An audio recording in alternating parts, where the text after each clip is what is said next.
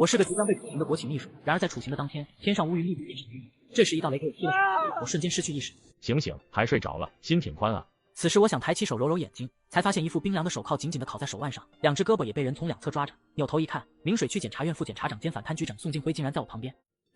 我这是重生了，还是在做梦？我刚刚不是在监狱里面吗？喂，你别装呆，不把问题说清楚，你肯定是混不过去的。这是去哪呀？怕成这样啊？你拿钱的时候怎么没怕？我们这是送你去疗养院，别紧张。我看到了熟悉又陌生的过江大桥，这是去骊山县的路。上一世自己被带回检察院，只待了不到2个小时，就在没有任何手续的情况下，秘密把自己送到了骊山县的看守所。铁门前，一个穿着警服的人带着2名背枪的武警已经在等候。看着他，我先下去说一声。宋静辉走了过去，跟对面打了几声招呼后，我被带下车来。我瞬间慌了神，一个劲地说着：“我犯了什么罪？你们凭什么把我送到看守所来？”找你自然是因为你有问题，我们检察院有权留置你48小时。至于留置地点，也不是你能选择的。态度端正点，别以为自己懂点法律就不得了了。宋静辉边说边掏出钥匙，把我的手铐打开，然后回头故意大声对狱警景天说：“人先交给你们，我明天来补手续。对了，先随便找个耗子扔进去，别在门口搜身了。”这时一个枪兵用枪托狠狠砸在我的肩膀上，我忍着痛咬牙没吭声。我知道这种时候靠莽是没有任何好处的。真他妈黑！此时我被带到一个铁门前，犯人们喊着，很有精神的样子。谁是代班的？你们耗死加一个。报告蒋哥，我是代班的。我抽了抽嘴角，忽然有点想笑。蒋天注意到我抽了抽嘴角，然后皱了皱眉，用意味深长的语气说：“新来的不懂事，你给我好好教规矩，别瞎搞。哼，你犯了什么事儿都和我们这里无关。进了这里，是龙你给我盘着，是虎你给我握着，听得懂人话不？”我老老实实的点头。现在不是和他杠的时候，咱们走着瞧，到底谁是龙，谁是虎。铁门咣当一声在身后关上，昏黄的灯光让我的视线有了一瞬的模糊，还没来得及做出任何反应，脸上就重重挨了一拳，然后是肚子上又被踹了一脚，身子撞到身后的铁门上，发出沉闷的声音。救命啊！涛哥，陈文涛家门口的，别打了。等等，别他妈的打了，我来问问，你认识我？你哪儿的？我三山街的，在临海集团上班，和你弟弟陈文波是同事。还真是家门口的，你也在临海集团上班啊？和我弟弟一个公司？不是，我在集团总部上班，你弟弟是路桥分公司的，不过开年会时一起吃过饭，都认识的。哟呵，那你混得挺好啊。总部的为啥进来的？搞钱发虚了？发虚是江湖黑话，类似于东窗事发，只做了什么事情被发现了。涛哥，我说句实话，真没发虚，应该是有人准备告我老板，拿我当探路的呢。我在单位是副总裁助理，他们应该是要搞副总裁的，我是什么手续都没办就被扔进来了，也没搜身。我说着，把西装内口袋的烟拿出来，递给陈文涛来增加自己说话的可信度。哟，还真的是，还说没搞钱，你他妈的挺腐败啊！抽这么好的烟，我看我弟弟最多抽个黄情怀就不得了了。涛哥，我平常也就抽玉溪，这是场面烟，玉溪放在裤子口袋被他们拿走了。陈文涛气了一声表示不屑，不急不慢地说着：“别管你在外面多牛逼，进来了就懂点事，守规矩听话，懂吗？”我知道规矩，不会添乱的。添乱你也得改，屎给你打出来。行了，家门口的也不给你上规矩，自己去洗个澡消消毒。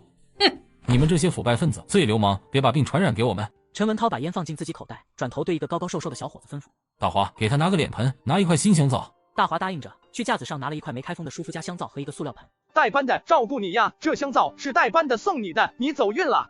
我接过盆子，走进水房，我蹲在水龙头下面开始洗澡。11月的江省已经是有些凉意的深秋，冰冷的水冲在身上，让我在站立的同时，也激起了上一世摸爬滚打累积的血性。我回来了，这一世所有的遗憾，我全都要弥补，所有的仇人，我都要一一报复。新来的，你叫什么？这个呆逼，冷水澡洗的像泡温泉一样，还挺陶醉。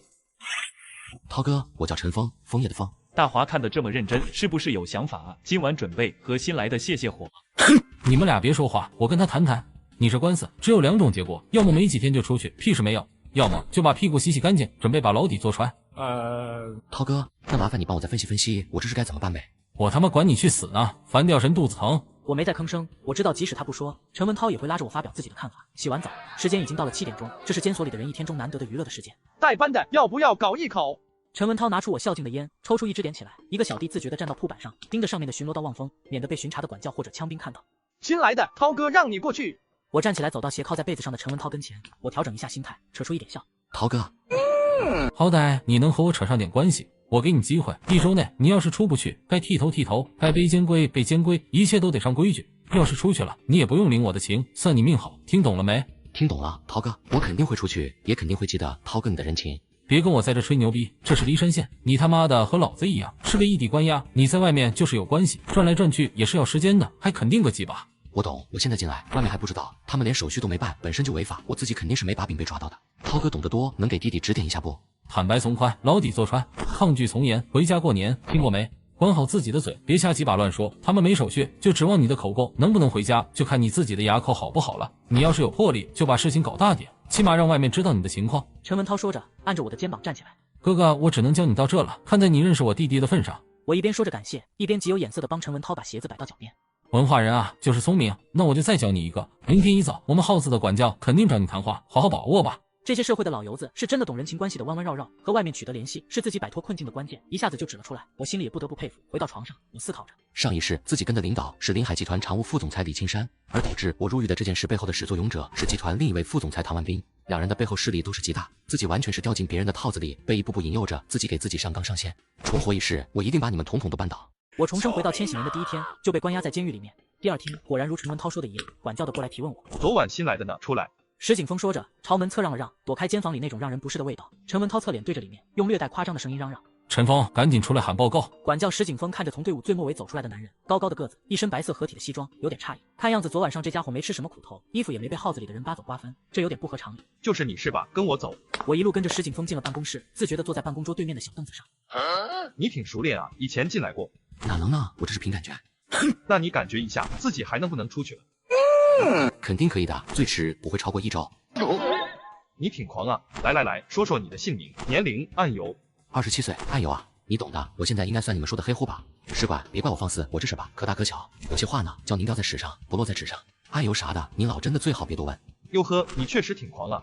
使馆，我不是和你狂，我是有把握。我这种单位里的小鱼小虾，要说违反工作纪律，那是免不了的，但要说违法，说实话，我们这样的都没那个资格呢。我抬起手向上指了指，意思也是很明确。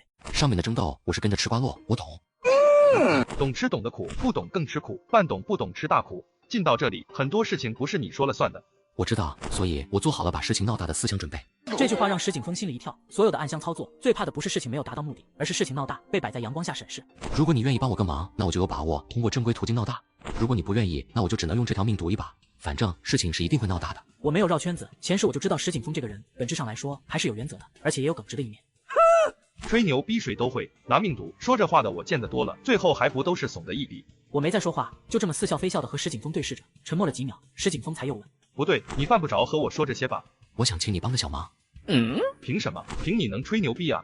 就凭这件事牵涉的层面，不是梨山县和桂城市能压下来的。帮我个忙，最少能把你自己从这个麻烦里摘出去，而且说不定你还有更好的机会。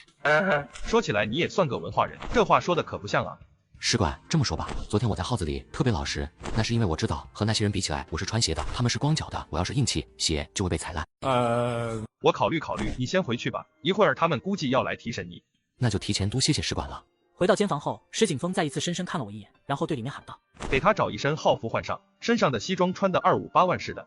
哟呵，你小子有点东西，使馆让给你换号服，这就是照顾你了，不然让提审的看到你连衣服都没换，肯定知道你没吃到苦头，搞不好就得给你换个号子。这还得多谢涛哥你的指导啊。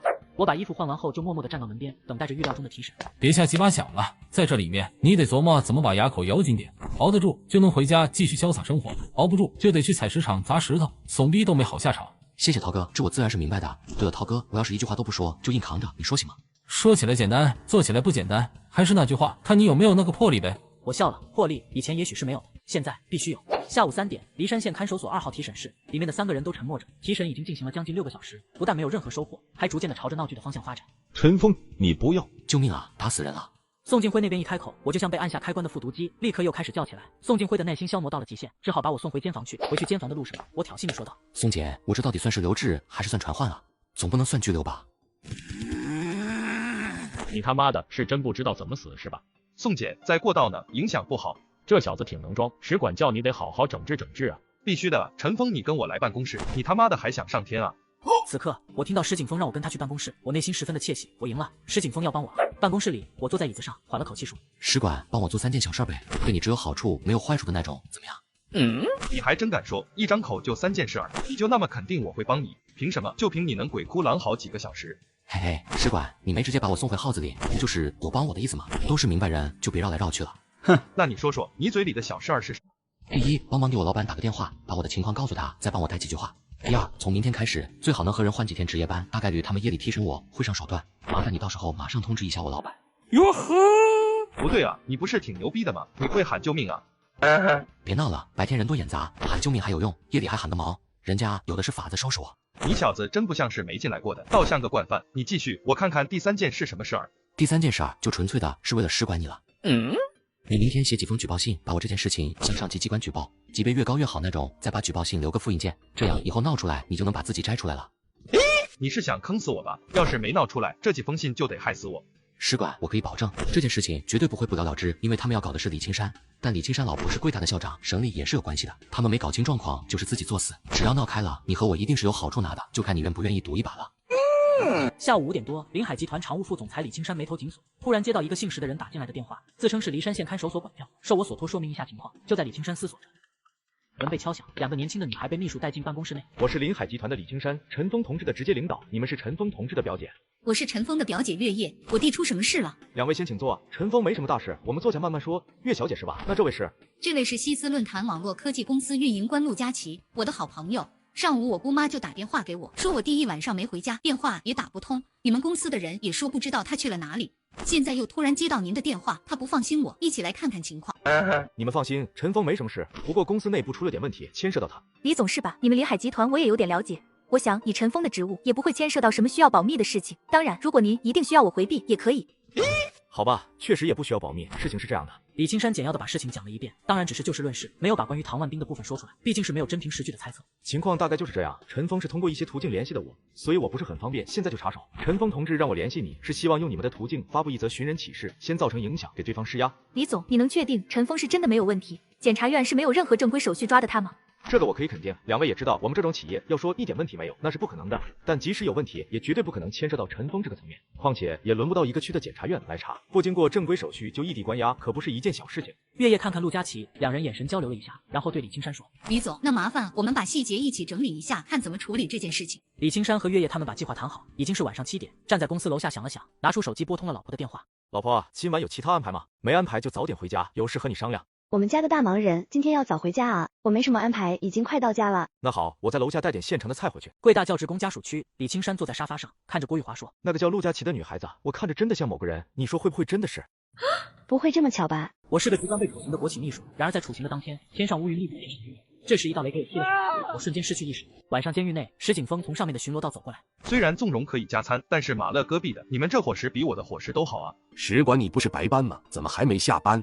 石景峰没有理会，直接转身走了。大华，去门口喊一声，让使馆来给这个呆逼汇报一下为什么还没下班。众人都附和着笑，我也跟着笑，心里安定了不少。这样一来，我晚上如果被提审的话也有保障。还是得有文化好，你看陈峰一进来就有管教罩着，是吧，涛哥？掉毛会，那也得看是啥文化人。你看田中良那个老比，还是车管所的鸡毛所长，才进来时在10号房差点被打出屎来，是不是啊，老田？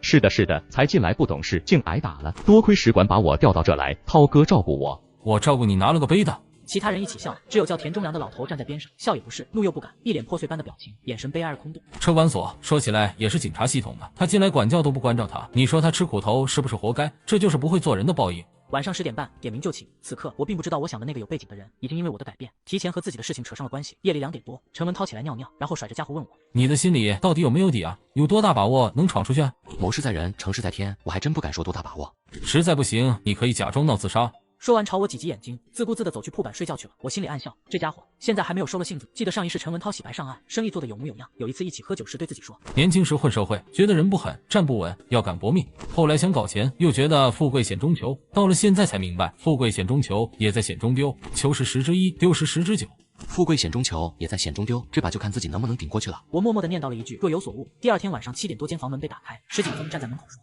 ：“12号舱加个人。”我往门口凑了凑，飞快地在耳边做了个打电话的姿势，然后掩饰着打招呼。使馆又值夜班啊，辛苦辛苦。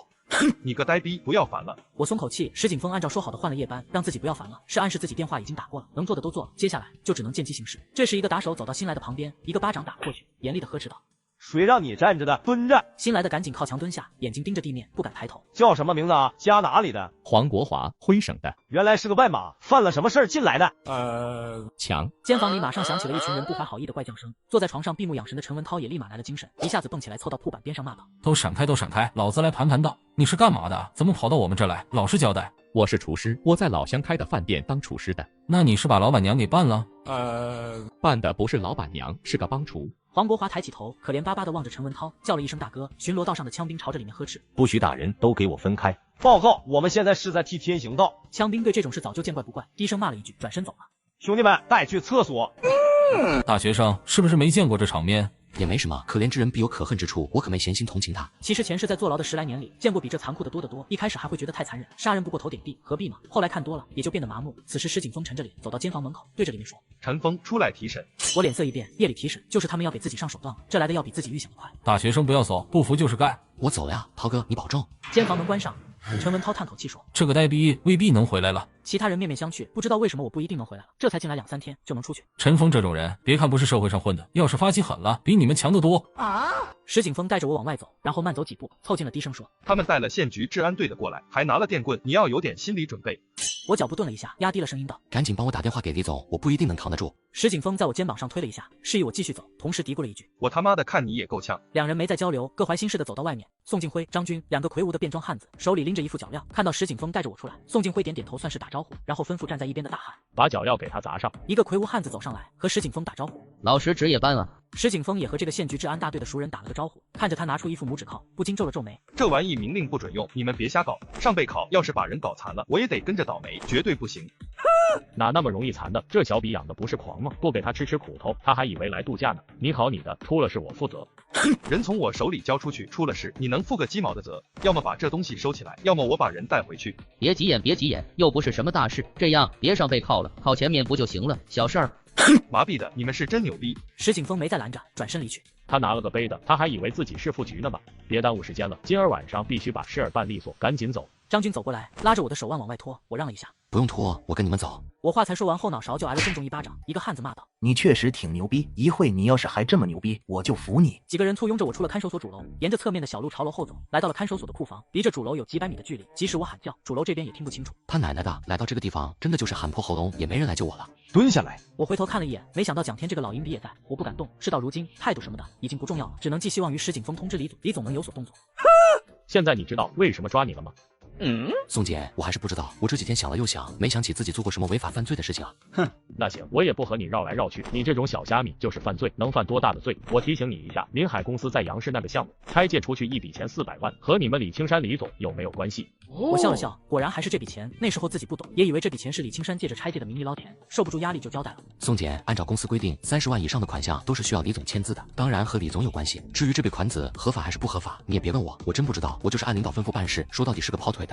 你也别和我打马虎眼，根据我们掌握的情况，你们李总经手的可不止这一笔，而且财务交接那边也有你的签字。有人举报说这种拆借是有8个点的回扣的，你说你什么都不知道？我知道宋敬辉是在诈自己，而且说这种话也足以说明宋敬辉这个级别完全不知道里面的弯弯绕绕。我冷笑了一下，问宋敬辉：“宋姐，你知道古代有个机构叫内务府吗？”宋敬辉呆了一下，旋即暴怒，抬手给了我一个嘴巴。我看你是不见棺材不掉泪，给他上背铐。2个治安队的人上来，在背后把我放倒，2个人按着，麻利的给我上了背铐。这是1万伏，不够吃，这还有15000个，你不是牛逼吗？今天老子给你管饱。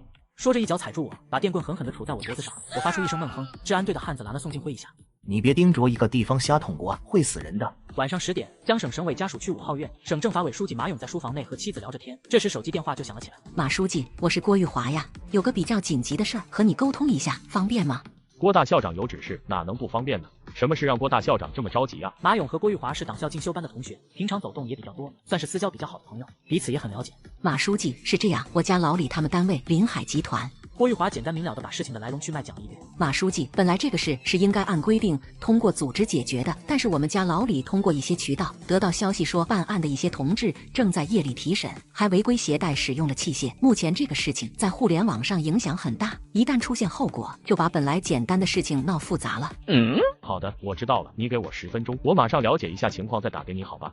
放下电话，马勇没有直接打电话让秘书去了解情况。凭着敏锐的政治嗅觉，马勇感觉到这件小事处理不当的话，有可能产生连锁反应，搞不好甚至会牵涉到自己。我通过狱警联系上直系领导，江省省政法委书记派人来救我。马勇联想到近期正在调整政府的管理构架，不再犹豫，直接拿起电话打给公安厅副厅长兼贵城市公安局局长赵跃进。你最好亲自过去一下，没事当然好，如果有事，一定先把局面控制住，牵涉到的同志暂时带回市局，等候调查处理。好的，马书记，我这就通知相关人员立刻赶去梨山县，梨山县委县政府那边要不要知会一下？暂时不用，我让秘书小陈也过去看看情况再说。赵月静的老婆本来很开心，难得老公不加班，准备早早上床亲热一下。你拿了个杯的，不是要亲热的吗？人怎么不见了？李青山家中，郭玉华再次和马勇通完电话，对着紧锁眉头的李青山说：“马书记那边已经安排人赶去骊山县了。你说的小陈那个做网站的表姐，可以让她行动起来了。”我就在犹豫这个事，现在具体情况还不知道，把事情闹得太大的话，收拾不了怎么办？郭玉华笑了起来，拍拍李青山的膝盖：“我的傻老公，你还以为是你们部队呢？什么条令纪律，黑的就是黑的，白的就是白的。我找一下报社那边，让他们派记者和小陈的表姐一起赶过去，先掌握情况。后续怎么处理先不说，起码把主动权抓在手里。那就这样决定吧。还有，只要咱们自身没问题，闹大不闹大，就看上面怎么处理吧。”唐万兵在贵城市的关系很复杂，这件事处理不好的话，即使你拿到总裁这个位置，后续工作也很难开展。毕竟你们临海的总部就在贵城。别犹豫了，我这就打电话给我报社的同学。贵城市某小区，陆佳琪一边小跑着去拿车，一边对着电话讲：“张哥，真的是急事儿，算我欠你个人情好吧？是我最好朋友的弟弟，你只要过去，没必要就不用出面，行了吧？”电话另一边，贵城市委张秘书无奈地答应着：“行，我这就过去。你还和老领导置气呢，我劝你差不多得了。”他现在忙得顾不上管我，过几天他生日，我就回家看看他。行了，我要开车了，我在过江大桥那边等你。张秘书挂掉电话，苦笑着和同行的人赔罪：“对不住啊，各位，我得先失陪一下。老领导的孩子找我有点要紧事，我得马上赶去骊山县那边。”另一边，我咬牙坚持着，除了无可奈何外，就只有心中坚信这种忍受可以给自己换来更多的回报。你一个小小的职员，嘴还挺硬啊！等我先歇一会儿，看我怎么撬开你的嘴。张军赶紧从包里拿出几包好烟出来，分给蒋天和治安队来帮忙的2个人。几个人都笑起来。张军恭维道：“干这个还是你们专业，我们这种坐办公室的看得多，没什么机会自己动手，经验不足。”小伙子服了吗？服你马了个屁！整吧，你们今晚要是不整死我，以后我就整死你们！我哑着嗓子骂，马上又挨了蒋天狠狠一脚。停，别踢我了，你们别打了，我服了行吧？宋姐，你想让我说什么，我配合。哈哈哈，是不是真的服了？今晚上可是服了好多次，玩我呗！宋静辉走过来，用脚踢了踢我的身体，我的眼神忽然凶狠起来，让宋静辉心里一惊，对着我拳打脚踢起来。就在这时，外面传来了嘈杂的汽车引擎声以及巡逻道上枪兵的喝问声。我们是市局的，快开门！房间里的人一下子都停了手，只剩下宋静辉还在踢打叫骂。我是贵城市公安局赵月静，现在命令你们马上把门打开，再不打开我们就撞进去了。紧接着一声巨响，门被暴力撞开，冲进来的人把正要去开门的蒋天也撞翻在地上。赵月静跨入房门，就被眼前的情景吓了一跳。地上散乱着几根电棍和打断的扫把，一个男子双臂被拇指靠反靠在背后，爬伏在地上，生死不知。一个警员过去检查了一下我的情况，对着赵月静报告说：“局长，人没事，应该就是晕过去了。先把人送医院，谁上的铐子，马上给我打开。”治安队的一个人慌忙上前，拿着钥匙开手铐。赵月静目送着我被架出去，然后回过头喝问那个过去开铐子的人：“你是干嘛的？”报告赵局，我是县治安大队民警。治安大队的民警，你的警服呢？把警官证拿来我看看。这时宋静辉缓过神来，顾不得刚刚的情况，赶快走了过来解释：“赵局，我是明水区检察院的宋静辉，这几位同志是来协助我们问询犯罪嫌疑人的。”宋副检察长，我知道你们明水区检察院办案办到骊山县来了呀，还借用县治安队的警员，确实真够可以的。赵局，我这也是案情需要，涉及一些保密情况。赵月静懒得和他废话，直接绕开宋静辉，在房间里走了一圈，把大概情况又看了一遍，走回门口命令：“检察院的同志先请站到门口来，其余的人拿出证件等待检查。”蒋天眼看事情不好，赶紧喊：“报告赵局，我是骊山县看守所指导员蒋天，这和我没关系的。”有没有关系我不知道，现在把他们的证件都收了，上铐子带回市局，先关禁闭，等待处理。这时匆忙赶过来的骊山县公安局局长单江见状，也大着胆子插了一句：“赵局，蒋天他是这里的指导员，应该……”你不用解释，这事你也跑不掉，一会儿一起回市局，你就祈祷抬出去的那个没事，不然你就等着扒皮吧。宋静辉知道今天的事情难以善了，于是趁着没人管他和张军，赶紧打电话给现任贵城市的副市长。这边电话还没打通，赵月静已经处理完那边的事情，走到他的面前：“宋副检察长，把你的提审单拿给我看一下。”赵局，这个案子牵涉的比较广，不太方便，这次提审没走流程，我明天把手续补一下。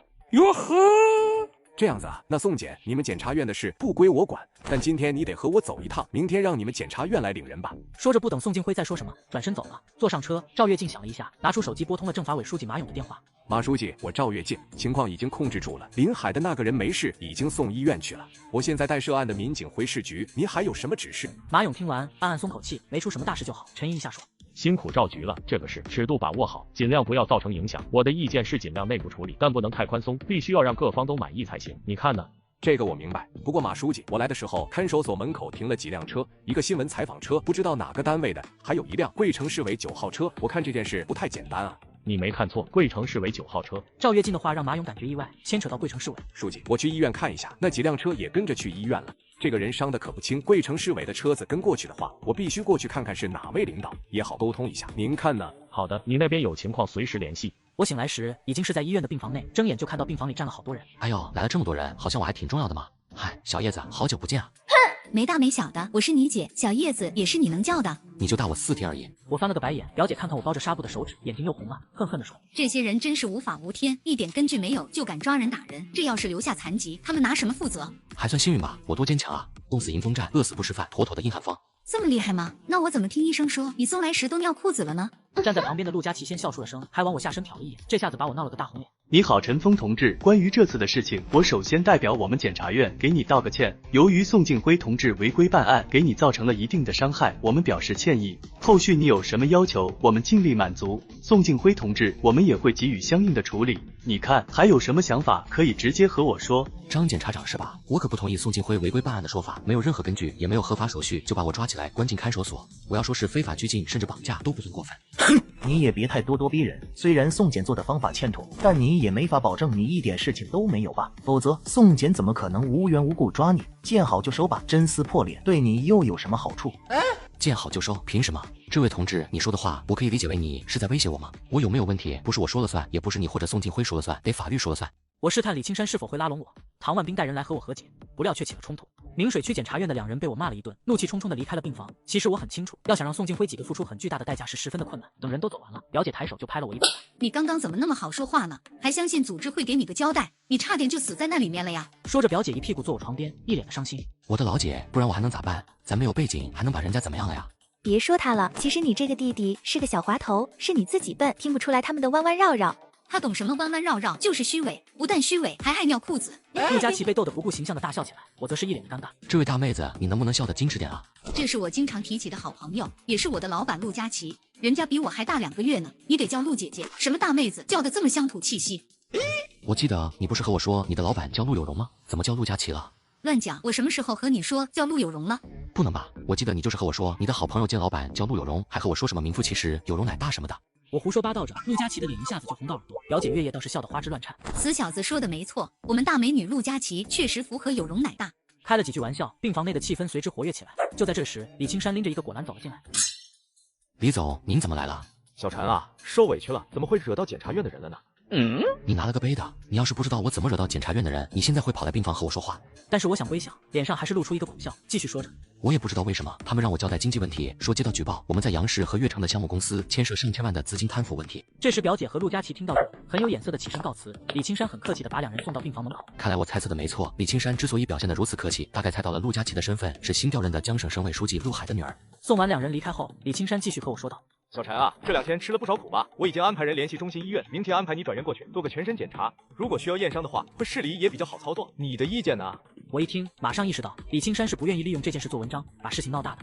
李总，这里住着也挺好，我觉得现在情况也不是很明了，不太适合把影响搞得太大，我还是低调一点吧，您说呢？李青山目光闪烁，我的回答出乎了他的意料。李青山心里有点不痛快，毕竟没有人喜欢被别人抓着把柄威胁。对了，那个明水区检察院的宋敬辉已经移交给市纪委，相信组织上也会给你个交代。李总，刚刚明水区的张检察长来过，和我谈了一些事情。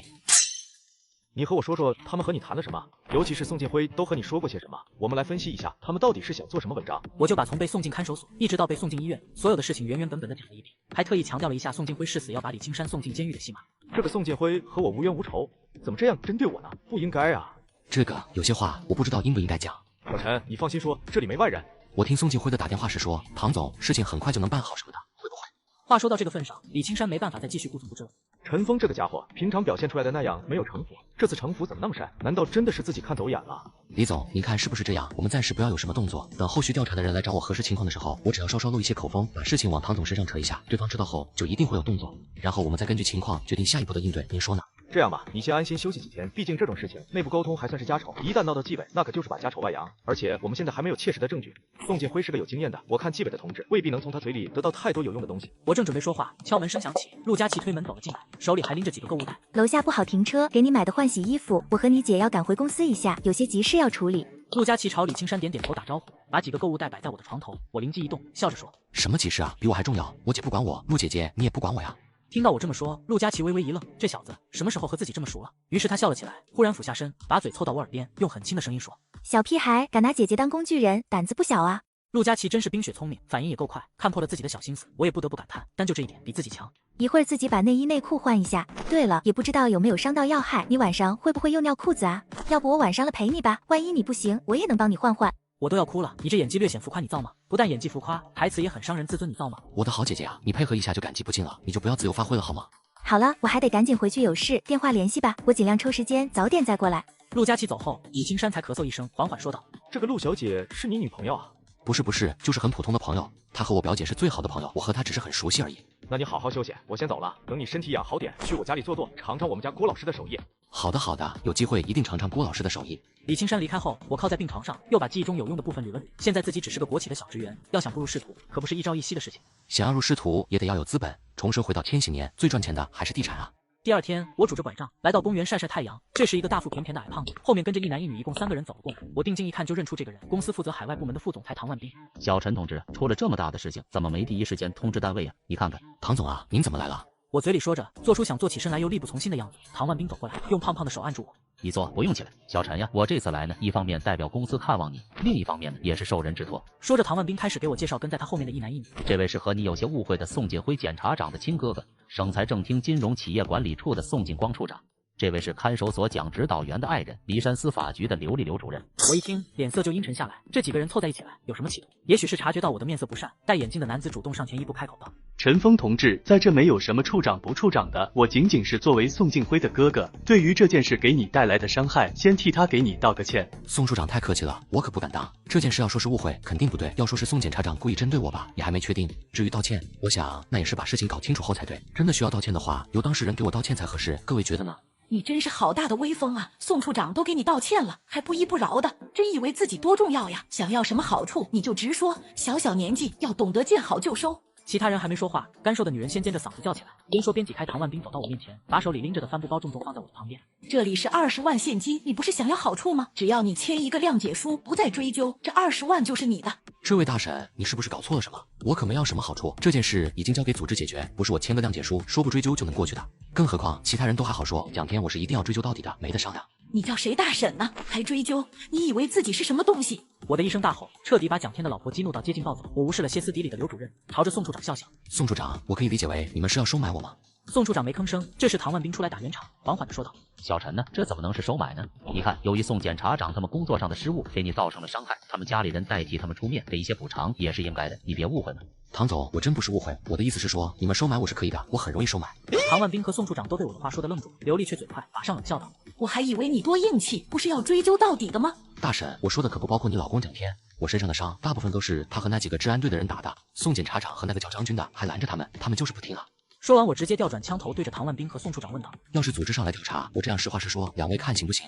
两人对视一眼，都有点尴尬，一时不知道该怎么回答周岩这种不按套路的问题。宋处长沉吟一下，拉拉刘丽劝道：“刘主任，先别激动，我们首先是来道歉的，道歉嘛，就该有个道歉的态度。你想想，蒋指导员还在审查期间，我们就不要把矛盾夸大化，好不好？”你们别说了，上午李总已经来过，我也和李总说明。当然，我即使谅解，也是只针对检察院同志工作上的失误，那些对我造成身体伤害的人，我是绝对不会谅解的。这钱还是请刘主任你拿回去。这时刘丽已经暴走，冲的就要上来揍我，一把被宋敬光给挡住了。你在干嘛？我们是来谈事的，不是来打人的。唐万斌尤其郁闷，我一点面子也不给，谁知道这个蠢女人不但无胸也无脑，一上来就把事情搞成这样。陈峰同志，你看也不用那么麻烦吧？唐总就是你们临海集团的领导吗？今天之所以请唐总一起过来，本来就有请他当个见证人的意思。这个唐总虽然是我领导，但他属于利害关系人，我申请让唐总回避。这下唐万斌真的怒了，气势汹汹地说着：“陈峰，不要得理不饶人，多给自己留点后路。李青山是李青山，你是你。李青山不一定会一直保着你，我却可以一直踩着你。”唐总，你怎么还急眼了？我一开始就说过，我这个人是很好收买的，我态度不好，说明价码不够，你应该继续加价收买我才对。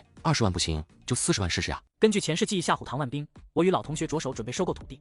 小陈同志，我们是为了解决问题，都不要赌气。你如果真的有其他要求，我刚才就说了，尽管提，大家都有商量的余地，好不好？哟呵，唐总、宋处长，我这种小人物不值得的，要不您加价试试，真的，说不定我马上就同意了呢。呀，你们愿意怎么商量就怎么商量，老娘的钱可不是大风刮来的，伺候不了。刘丽早就听得不耐烦，于是撂下一句话，也不等唐万斌和宋处长有所反应，转头就走。两位，我们就打开天窗说亮话吧。首先，我刚才的条件不会变，要和解或者要我签谅解书，大家约个时间，有见证人在场，我不会家产不清，这一点你们放心。蒋天必须付出代价，他这身衣服是一定要扒的。最后，我有个朋友在商务会所上过班，所以唐总我知道一些事。本来一脸怒容的唐万兵听到这，脸色马上变了，厉声打断我的话：“陈峰，你乱说话是会倒霉的。”我还没说什么，唐总怎么就断定我是乱说呢？其实我也是试探一下唐万兵记忆中的某个案子，也许可以拿来吓唬吓唬人。陈峰，别把事情搞得越来越复杂，对谁都不好。这2天你再仔细考虑一下，想清楚就打个电话给我。说完就拉着宋处长悻悻离去，我也不挽留，又在医院熬了3天，我终于说服医生同意自己回家静养。让你在医院多住几天，非要急着跑出来，真搞不懂你想什么呢？我2只手夸张的平伸，像僵尸一样走进客厅里，陆佳琪坐在沙发上，歪头看着我打招呼：“小弟弟，快谢谢姐姐答应收留你。”姐姐，多谢收留。哼，叶子，你这个弟弟小时候就这么讨人嫌吗？那可不。对了，老弟，你就住那个小房间。我们研究决定，那个小房间就是你的活动范围，没有经过我们允许，不能随便出来瞎溜达。报告政府，那我要上厕所怎么办？别人不好办，你怕什么？不是可以直接尿裤子吗？陆姐姐，你不是说可以帮我的吗？你别不知道好歹，我和你姐先去公司了，你直接先休息休息。你们顺路带我一下呗，把我送到珠江路舒科大厦那里。你一个残疾人，不在家躺着，还要出去乱跑。我身残志坚啊，赶紧走，我去找我同学杨春光，有点要紧事。不一会儿，车子停在舒科大厦楼下，我转身走了进去，来到了杨春光的办公室。前几天怎么回事？忽然说你失踪了，阿姨还打电话给我来着。你手怎么了？你不会是被绑架了吧？我就把这几天发生的事情捡着能讲的大概讲了一遍。这帮孙子实在太黑了，等过了这个风头，哥们花钱找几个人整他们一顿，咋样？可别，你现在往上抬举，那都算是民营企业家，没必要沾这个乱七八糟的破事儿。而且这个仇我自己能报，就像你说的，得等这个风头过去。老陈做的不开心，干脆别干了。一个破国企，你就是再聪明能躺一，还不是得论资排辈慢慢熬。来我这得了，我们兄弟一起搞，多开心！来你这干嘛？给你当女秘书啊？不扯这个了，我有个赚钱的新思路，你听我说，看看是不是个好机会。啥好机会啊？现在影碟机新一代的那种 DVD， 现在卖2至3千，现在做贴牌，一台成本不超过600块钱，搞1年绝对赚一大笔。我要说的是，虽然是个赚钱的路子，不过又麻烦又有风险，而且赚的都是小钱。杨春光笑眯眯的看着我，一副我就喜欢看你吹牛逼的样子。我这次被他们搞了一下，虽然吃点苦，不过也因祸得福，得到了我们老大的信任。所以你们老大让你给他当秘书？滚蛋，别打岔！我听省里的领导和我们老大说，政府马上要把板桥镇整体并入名山区，然后在那边建一个滨江新城，把城市朝江边外扩，那边的地马上就会值钱。杨春光听完，马上没了兴趣，摆摆手道：“我还以为什么呢？这个赚个毛的钱！你看花生湖那个地方，政府说建新城，有好几年了吧，什么动静都没有。这些老爷们都是张口就说，一点不靠谱的。我和你说的，你别到处乱讲。我们领导这几天也在往板桥那边跑，估计也在搞。你想想，如果没有把握，他们怎么可能这么做？”真的？当然是真的呀，王子，我也不和你见外。我现在的想法呢，你要是有兴趣，咱们根本就一起干；你要是没兴趣，就借我点钱，或者在你爸那里帮我贷一笔款，我自己搞，怎么样？考虑考虑。这样啊。杨春光站起身，在办公室里走了几步，然后问老陈：“你想没想过搞这个大概能赚多少？”当然想过，我们趁着现在没几个人知道的时候入手一些，等价格炒起来就脱手，用赚的钱继续去买，然后拿在手里，等着政府来征收，多了不敢说，赚2倍是最少的。啊，那岂不是投入1000万，起码能净赚2000万？杨春光瞬间拉着我就要往外走。现在就去板桥那边看看，那边我都多少年没去过。走走走，咱也搞个现场调研。你大爷的，慢着点，我可是残疾人。大哥，那么多钱堆在地上等着捡，你就是残疾人也得背起啊，要不我背着你。车子沿着珠江路向西行驶2公里左右，一眼望去，满眼的荒草地，又向前开了几分钟，我确定的说道：“应该是没错，这里就是板桥镇搞的那个什么产业园了。”2人下车，沿着路边来到一厂房门口，询问着：“大爷，你认识这边的老板吗？我想买你们这边的地。”这样啊，你要买这块地，那你们稍微等一下，我这就打电话让他过来。果然，没过一会儿，一辆银灰色的车卷着一路的尘土，停在了厂门口。一个中年人下车，热情的边走边打招呼：“2位老板是要买厂子的吗？”这位老板怎么称呼？我们对你这块地有点兴趣，能谈不？我姓杜，杜红兵。2位老板想买我这块地，可以谈啊。你们也看到了，这块地一直没怎么使用，压着我几百万资金在里面呢。我来给2位老板简单说一下情况。从杜红兵口里得知，当时是8万1亩的地价拿的，最后什么园区没搞成，大致了解到情况，2个人也要回去商量为理由，并约定1周内答复。怎么样？稍微看一圈下来，还要不要做这个事？干了，哥们信你一把。这年头，撑死打大的，饿死打小的。咱们的关系那是不用多说，但还是得把丑话说在前头，先小人后君子，没意见吧？那肯定的，就是这个理儿。我们先确定是小打小闹，还是赌一把大的？搞大的呀，有多大搞多大。那这样的话，前期你去港岛注册一家投资类的金融公司，在这边成立一家注册资金不低于1000万的机械五金制造行业的公司，然后由这2个公司共同成立一家合资公司。老陈，我们就是倒腾地皮，你搞这么复杂干嘛呀？光子，你想过没有？如果我们在这件事情上赚了1000万，基本没人注意，就是注意到也不值得大人物理会。但是如果我们赚了1个亿、2个亿，甚至更多呢？ 1个亿、2个亿，你这么有把握？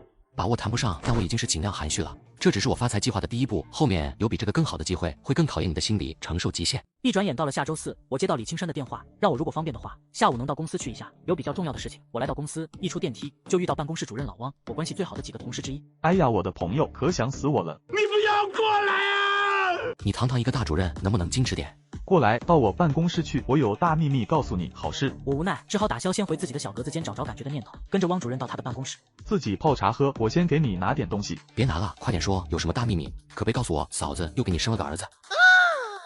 滚蛋！就是你嫂子真的生了儿子都没这个重要。我告诉你，上午组织部找老季谈过话了，季总要提前退下来，暂时由李总主持工作。我瞬间有点吃惊，李青山竟然那么快就上位了。我记得季总还有几个月才到年龄吧，怎么忽然提前退下来了？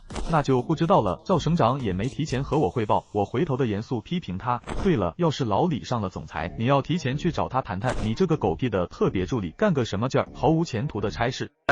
你大爷的，这还用你说？问题是，这是我自己能选择的吗？哎呀，我都忘记问了，快说说你这几天都遇到什么事了？我听到一些风声，但不详细，到底发生什么了？你咋还和明水区的检察院扯上关系了？我又重复的把事情发生的经过讲述一遍。汪主任摸着下巴想了一会儿，小陈啊，凭我多年的斗争经验，没准你还真能赶上好机会，就此因祸得福。那谁能说得清楚？大不了我要求来办公室跟你换。可别，办公室没前途，哥哥我是混吃等死，熬个10年8年就退休，你才多大？别和我比。这样吧，我明后天请示老李的时候，顺便问一嘴，你的办公室要不要换？如果给你也换办公室，那说明你小子就发达了；要是不给你换，你就得赶紧做打算。我有点感动，老汪确实是拿自己当朋友的，否则没必要和自己这个小杂鱼说这种话。那倒不用，是李总打电话让我来公司的，我一会儿直接问他。汪主任眉毛一挑，像是第一次认识我似的，上下打量半晌。还别说，看守所3日游，胆子变大了呀。出了老汪的办公室，我准时去见李青山。来，小陈，我们这边谈。李青山见到我进来，招呼我坐到他对面，我规规矩矩的坐好，样子把李青山逗笑了。上次在医院时，我看你挺放得开，这怎么一回公司就拘束起来了？装的吧？场合不同，不装不行啊。这时李青山用手推了推桌上的帆布包，我这是受唐总之托，用这个换你的谅解书。当然你别误会，没别的意思，愿意不愿意完全看你的想法啊。我有点懵逼，程序已经简化如此了，主角直接对话，配角连个台词都没了呀。这个事儿我想听听您的意见。这是25万，唐总说上次和你谈的不是很愉快，这次又加了5万块钱。宋建辉那边应该他们已经做通工作了，纪委的同志这几天也没找你吧？他们就一直没找过我。这里面的关系挺复杂，无论是唐总还是这个宋建辉，在市里面都有比较扎实的关系。像唐总的姐姐，下一步会调任副市长，所以我是建议你不要继续追究，因为意义不大。和你说句实话，那天我们是直接找的省政法委马书记，结果你也看到了，马书记没有继续过问，就很说明问题。我没有直接回答，而是想着为自己的前途问道。李总，听说季总提前退下来了，现在由您主持工作。你这消息还挺灵通嘛。李总，这是我在家休息的这几天瞎想的一些东西，您看看。李青山接过来扫了一眼，饶有兴趣的看看我，拿着建议书看起来。过了几分钟，快速的往后翻到第4页看结尾，一下子站起来对我说：“你先在这坐一会，我看看。你这建议书很有干货呀，你小子不简单，想的问题很有深度，脑子里面还有吗？”按我的理解，未来房地产和互联网应该是最有发展空间的行业。互联网这个专业性太强，我们临海集团好像不太适合搞。互联网专业性太强，我们不适合。那你的意思，房地产是专业性不强的？是啊，房地产开发是真的没太多专业性可言，尤其是现在国内的房地产开发还是起步阶段。继续，除了这些，还有没有藏着的想法没说出来？有倒是有，不过还不太成熟。领导，你得给我点时间，不然我就只能胡说一气了。那你再好好写的意见书上来，我看看。这个是谅解书，你可以拿回去，再考虑考虑，2天内给我个答复。李总，这个事情多亏您帮忙，不然的话，我现在可能还被他们关在看守所呢。肯定按您的意见办。你个滑头！等着我把3份谅解书都签好字。李青山又道：“你也不要有心理负担，我提前和你透露一点，别出去乱讲。唐总年后就会调走，去城头那边当一把手，看守所动手打你的那几个，应该是开除党籍、开除公职。姓宋的啥事儿没有？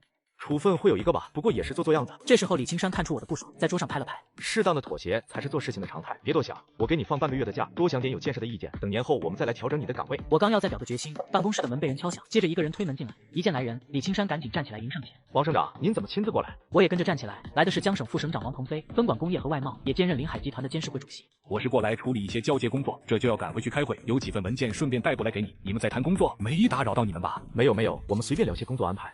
小陈，去泡杯茶。我答应着过去找茶叶，心里却隐隐约约感觉像是有什么很重要的事情，却又一下子想不起来，如同话到嘴边，却忘了要说什么，说不出的别扭。王省长，这就交接工作了，说走就走，同志们都舍不得。卧槽，这个李青山比我还会舔啊，之前可不是这样的呀。组织安排，没办法呀，在临海这边几年，我对这里也是有感情的。马上赵省接手临海这边，他比我懂经济，我得走了。下午有个会，周末要回宣城老家，家里老奶奶100岁生日，回来就要带队下去调研，就是劳碌命。我站在旁边，一下子呆住，脑子里像是一道炸雷，轰轰嗡嗡的乱响。王鹏飞、宣城、山体滑坡，仿佛一条线把记忆中零散的碎片连成宿命的图案。上一世自己正被关在看守所，晚上在新闻里看到的副省长王鹏飞调研途中，在贵宣高速连接段突遇山体滑坡，因公殉职。该怎么办？知道一件惨剧有很大可能会发生，时间、地点都很模糊，自己有没有能力救人也是个未知数。但是这也是我结交王省长的契机。我通过预知前世记忆，在特定地点救下副省长王鹏飞。第二天，我找陆佳琪借了车，先去买计划好的物品，工兵铲、破窗锤，又在一家工具店顺手买了根撬棍和一捆绳子。下午3点，我到达一处盘山连接路段。记忆里的那些关于这场事故的传言，是因为大雨造成山体滑坡，在凌晨才发现被掩埋的车子，由此推断事故发生的时间应该是晚上。我在车上小眯了一会儿，这时天空下起小雨。按照常理，这点小雨，这些山不至于如此脆弱吧？我在心里嘀咕着，试图让自己冷静下来。也不知道具体的时间，看来自己只能干坐在车上等了。到了将近傍晚，雨逐渐的变大，表姐月夜打来电话，问我玩的爽不爽，我也没心思和她闲聊，敷衍几句挂掉电话。妈的，救不救得到，反正就这一回了。到了晚上9点多钟，雨已经又小了很多，只有中雨的程度。我没有回到车里，在后备箱拿出雨伞，站在车边紧盯着宣城方向。时间1分1秒的过去，又等了将近1个小时，一辆打着双闪的车子穿过雨幕冲进我的视野中。几分钟后，车子朝着我这边驶近，大概是看到我停在一边，按了一下喇叭，从我面前驶过。应该就是这辆车，没想到碰运气似的等着，还真的等到了。我立马上车，跟着王鹏飞的车子一路行驶着。然一声巨大的金属撞击声，我感觉自己的车子猛地一顿，车头抖动，似乎有什么重物砸在自己的车尾箱上。我操，自己真的遇上山体滑坡了。我握紧方向盘，尽量躲避这路面上的障碍，继续向前。这时看到前方100-200米的地方，红色的汽车尾灯像是黑暗中怪兽的眼睛，真的跟上一世一模一样。事故还是发生了。我开门冲下车，也顾不得上方还有沙石不停的滑落，站在路边看着，立马拨打求救电话。这边发生了山体滑坡，马上派人过来解救啊！接电话的是个脑子不好的家伙，一再的问具体事故的位置。我对着电话吼：“我怎么知道这是什么位置？你们就不能沿着路找一下吗？”吼完，我拿起准备好的工具，跳下路基，朝着翻倒的车子跑去。我完全没有过这种救援的经验，一时不知道该如何下手。能听到吗？还活着吗？我开始用破窗锤砸前面的挡风玻璃，费了9牛2虎之力，我终于把前面的挡风玻璃撕开，把王鹏飞还有他的女儿都救了出来。此时我已经是筋疲力竭，就晕了过去。我醒来时已经是第2天的中午，头还有点晕。到底是小伙子，身体素质就是好啊。王省长，你坐着，别和我见外，你是我的救命恩人。王省长，你没事吧？昨天在车里都没认出是您。我没事，说起来我是受伤最轻的一个，驾驶员最重，脑震荡，不过没有生命危险。吉人自有天相，这不是没事吗？你女儿她怎么样？她也没事，不过没你这么强壮。刚醒没一会儿，医生做了检查，没有大问题，就是惊吓到了。王鹏飞再次用手拍拍我的肩膀，诚恳地说：“有句话叫救命之恩，无以为报。我和我家丫头的命都是你救的，以后我就拿你当朋友，当家人。”我也没有矫情的客气，这种场面话姑且听之，没必要当真，也没必要诚惶诚恐，一切都要看日后实际的情况。转眼大半个月过去，王鹏飞叫我去他家里吃顿饭，感谢我的救命之恩。今天喊你来家里吃饭，一方面是大家熟悉一下，感谢你的救命之恩，同时也想听听你对自己有什么打算。我想了想，尽管对这个问题是有所考虑的，但自己这思路也没办法和王鹏飞说呀。见我半天没说话，王鹏飞说道：“是不是我这个问题说的太笼统了？那我直接点，你是准备一直在临海集团工作呢，还是对自己的将来有其他打算？”这个呢，说句实话，我以前没什么理想，就是想着在临海集团好好干，有个清闲的职位。但现在想在政治上有点追求。为什么会有这种想法呢？是因为最近遇到一些事情，我就把前一段时间发生的事情简单讲了一遍，包括最后拿赔偿答应和解。我看着王鹏飞，很认真地说：“这件事情对我触动很大，我就是觉得，如果能够掌握一定的权力，一方面我自己不会做昧良心的事情，另一方面也就有能力处理像宋晋辉、蒋天这类无法无天的人，所以我得和坏人争一争，是吧？”我还是第一次听到有人把想当官的理由说的这么别具一格，不过也很有道理。此消彼长嘛，话糙理不糙。我也不说什么报答你的话，但也没必要在家里讲大公无私。你要是真有这种想法，我可以给你安排一个岗位，让你有个去争取的机会，怎么样？谢谢王叔叔，不过我暂时还不想离开临海集团。暂时不想离开，说说理由。我毕业后就进入临海集团工作，这几年也没做出什么拿得出手的成绩。前阵子我提了一点房地产建议给李青山李总，李总很认可，我觉得对我个人来讲是一个机遇。这么自信呢？既然你有这样的想法，我会帮你安排个编制，暂时挂在发改委吧。你就继续按照自己的想法，在临海做出点像样的成绩来，也算进可攻退可守，怎么样？谢谢王叔，如果我有编制在身，起码不怕哪个领导看我不顺眼，就让我滚蛋。编制可不是让你拿着混日子的，力所能及的发挥一下潜力还是应该的。我像你这年纪时，我家老爷子总是骂我放空炮，志大才疏，但起码我是没想过混吃等死的。对了，我答应倩倩，帮她还你个人情。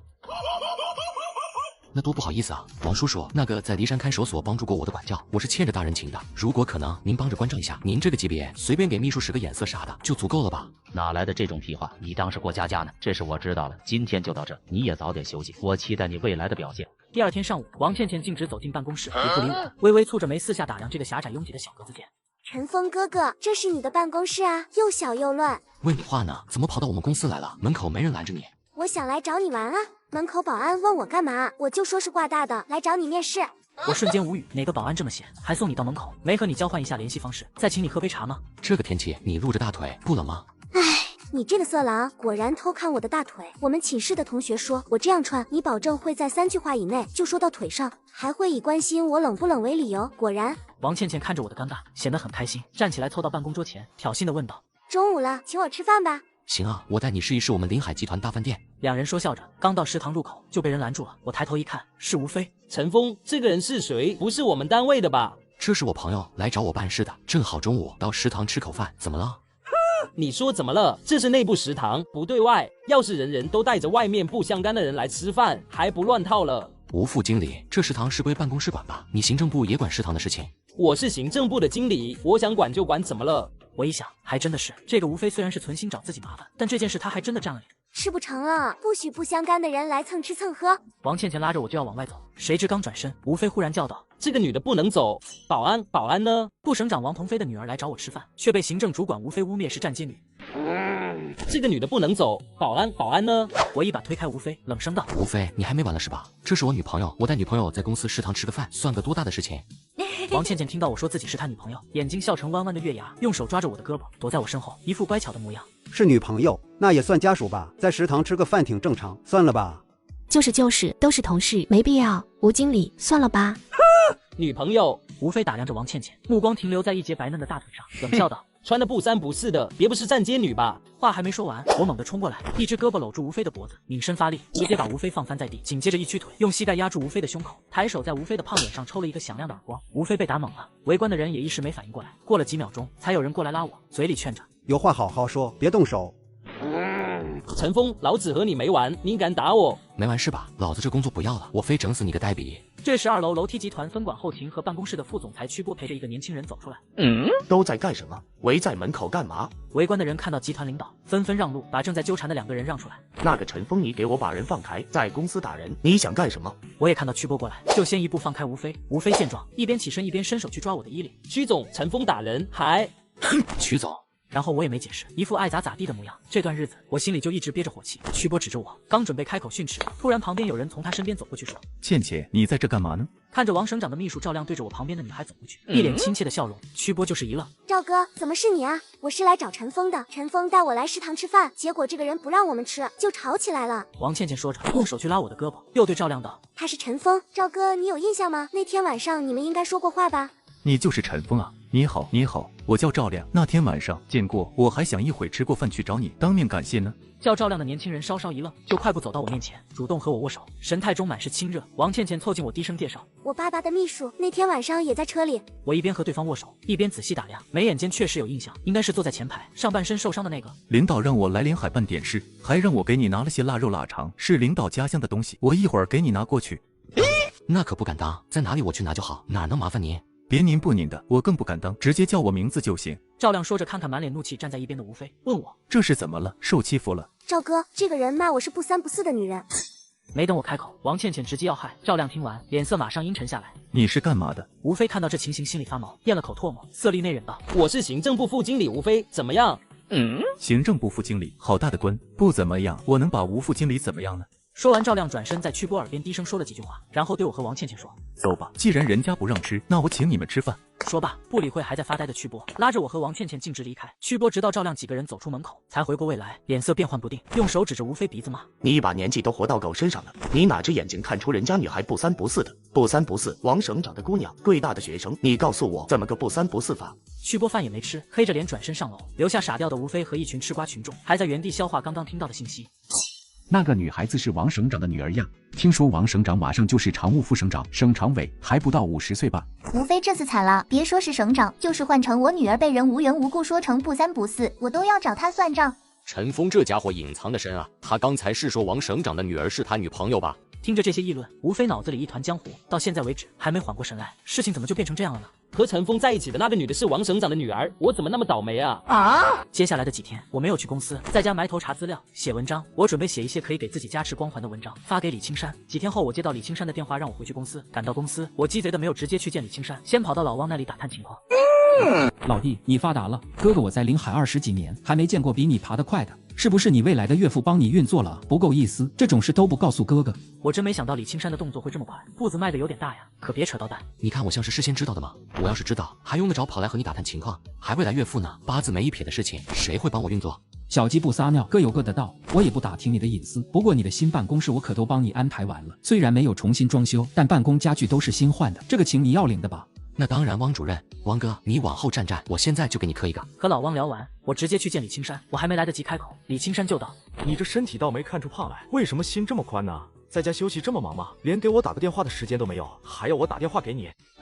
领导别生气，都是我的错，最近家里有点事，一忙就忘记给您请安了，对不起对不起。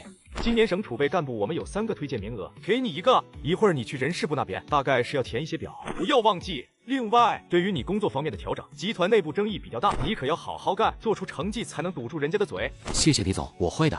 另外，你那几条建议，我连同自己的一些想法放在一起，跟相关领导做了汇报。除了对房地产这一块还有些争议，其他的省领导和国资委发改委相关领导都很支持。这是你的劳动成果嘛，我得和你汇报一下。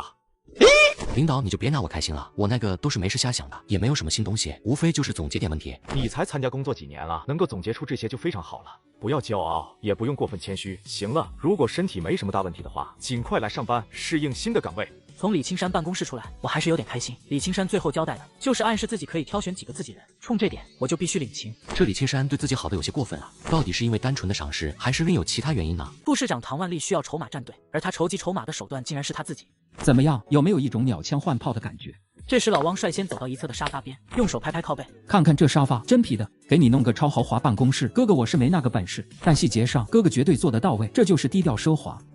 汪老哥，你就是新闻里说的那种小官大贪，你这是想拉我下水，我懂。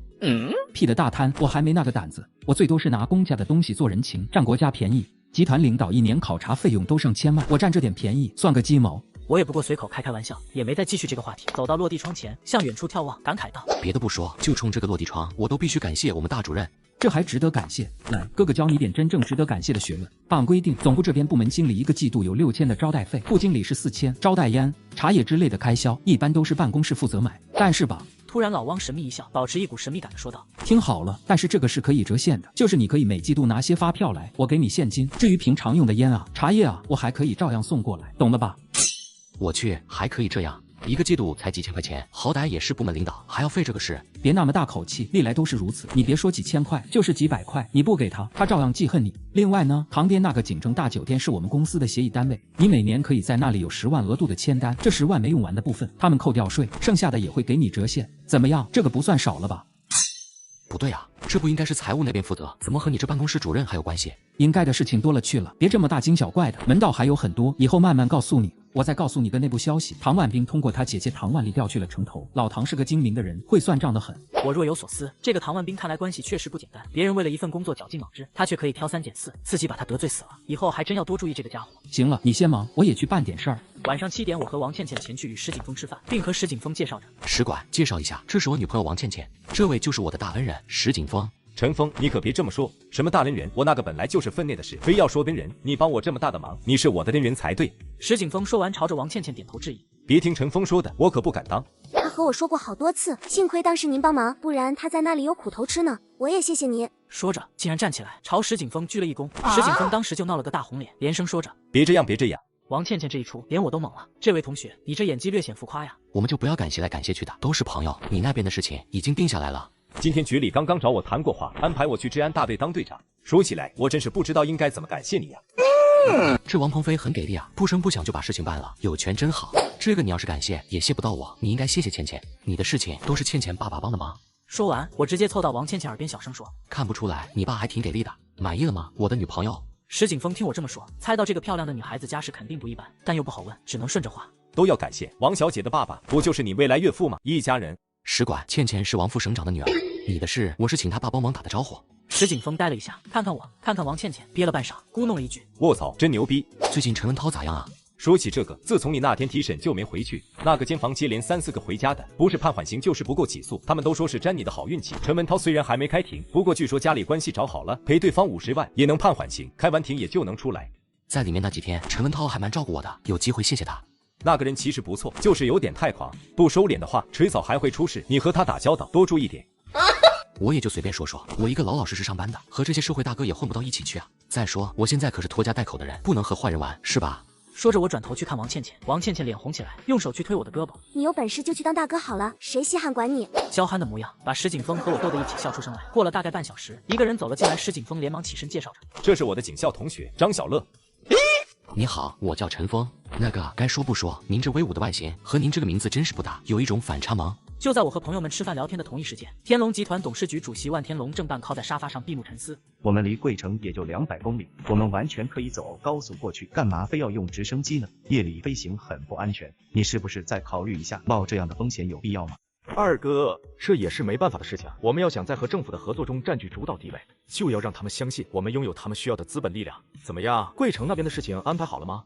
这次我们安排了40多个人过去，包下桂城饭店的2层作为驻扎点，对桂城大学的5000万捐款已经到位。江省方面安排了一个副省长和桂城市的相关领导参加欢迎仪式，感觉诚意还是非常足的。另外，万昌龙看看万天龙的脸色，欲言欲止。怎么了？有什么事就说。你是我亲哥，怎么和自己弟弟说话还吞吞吐吐啊？刚才我打电话给大哥问过，我们现在能够调用的资金最多还有6亿左右，而且挪用天山证券的40亿2个月后必须还回去。但互联网上传言很多，最近已经有人指名道姓说天龙集团的事情，这个时候挪用客户保证金的事情一旦传出去，情况就会彻底失控。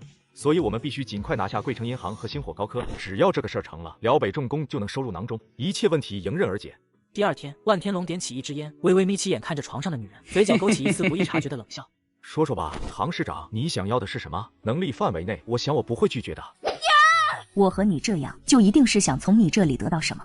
唐万丽开口，不像是责问，更多的像是自嘲。万天龙依旧没吭声，因为没有必要。如果天龙集团真的像你们宣称的，要在江省投资400亿，我要1/10留在桂城市，由我指定项目。那你必须给我个理由，总不能因为和你上床就值几10亿的投资吧？唐万丽没有在意这种近乎羞辱的话，从床上下来，赤着脚走到万天龙面前，看着万天龙的眼睛说：“因为天龙集团很缺钱，而我也需要一个筹码去站队。”唐市长，我不太明白你的意思。不用急着否认，我有一些消息渠道的，而且你们天龙集团的手法也并不隐蔽。或者说你们根本就懒得隐蔽。我是不懂经济，但我知道没人能一直只花钱不赚钱，还能资产越变越多，除非他花的不是自己的钱，还会把别人的钱装进自己的口袋。说的有道理，但我即使要合作，似乎也没必要选择你。你只是副市长，据我所知，甚至在市政府里，唐副市长连脚跟还没站稳。如果我告诉你，我做到今天这个位置，靠的都是我自己，而且到现在我在省里也没有自己的关系，你信吗？如果这样，那天龙集团似乎更不应该和唐副市长合作吧？别急，我先说说江省的情况吧。大致要分江南派和江北派，还有左右都不靠的桂城本土派。高层为了解决这个问题，这几年一直在调整江省的干部。过几年，江北派的冯省长退下去，大概这几个派系也就都玩不下去了。而我哪个派系都不算，所以正合适在这场大调整中被当作平衡各方面关系的筹码。但筹码最终也是要站队的，当筹码的人也需要筹码，是不是很可笑？唐万丽说着，露出一个妩媚的笑容，抬手示意。再加上这个，就应该够了。那你有什么能让我动心，配合你拿到这个筹码呢？桂城银行的股权。别和我说天龙集团这次来的目的不是这个。我们唐家在江省虽然没有台面上的重要人物，但在桂城市的一些层面，渠道还是有的。万总，这样的事起作用的往往不是县官，而是县管。这个道理你不会不知道吧？万天龙露出了笑容，忽然觉得这样一个有身份、有野心又精于算计的女人，能被自己左右把控，也是很有成就感的事。正准备去抱唐万丽，手机却不合时宜的响起来。天龙，我们有麻烦了。天龙集团官商勾结，用10亿赚取100亿，我联合即将上任的省长女儿着手反击。万天龙拿起电话，边说边走出外面。怎么了？你慢慢说。网络上面出现了很多质疑天龙集团的文章，有些已经触及到我们的核心问题，我看像是有人故意在背后搞事情。现在具体情况怎么样？公关部那边没有动起来？我已经让公关部连夜和那些网站联系，看看能不能把相关的文章撤下去，也已经让法务部也参与。现在反馈的消息，这些文章大概率出自同一个人或者同一伙人，目的性很明显，就是冲着我们来的。万天龙走到阳台，任由带着湿气的风吹在脸上，思考了一下，吩咐道：“你马上联系财经看点的人，让他们马上写一篇文章，曝光我们在云东市的项目涉嫌虚假投资。”什么？现在我们是要消除影响？财经看点是我们唯一可以控制的媒体，怎么还要自曝家丑？二哥万昌龙怀疑自己这个弟弟是不是疯了，而万天龙嘴角露出一个阴冷的笑。你想想，我们天龙在云东市扔进去差不多10个亿，但前后拿回来超过100亿，现在项目进展几乎停滞，就是个烂摊子。你想想看，我们当然怕事情曝光，但云东市区政府是不是更怕？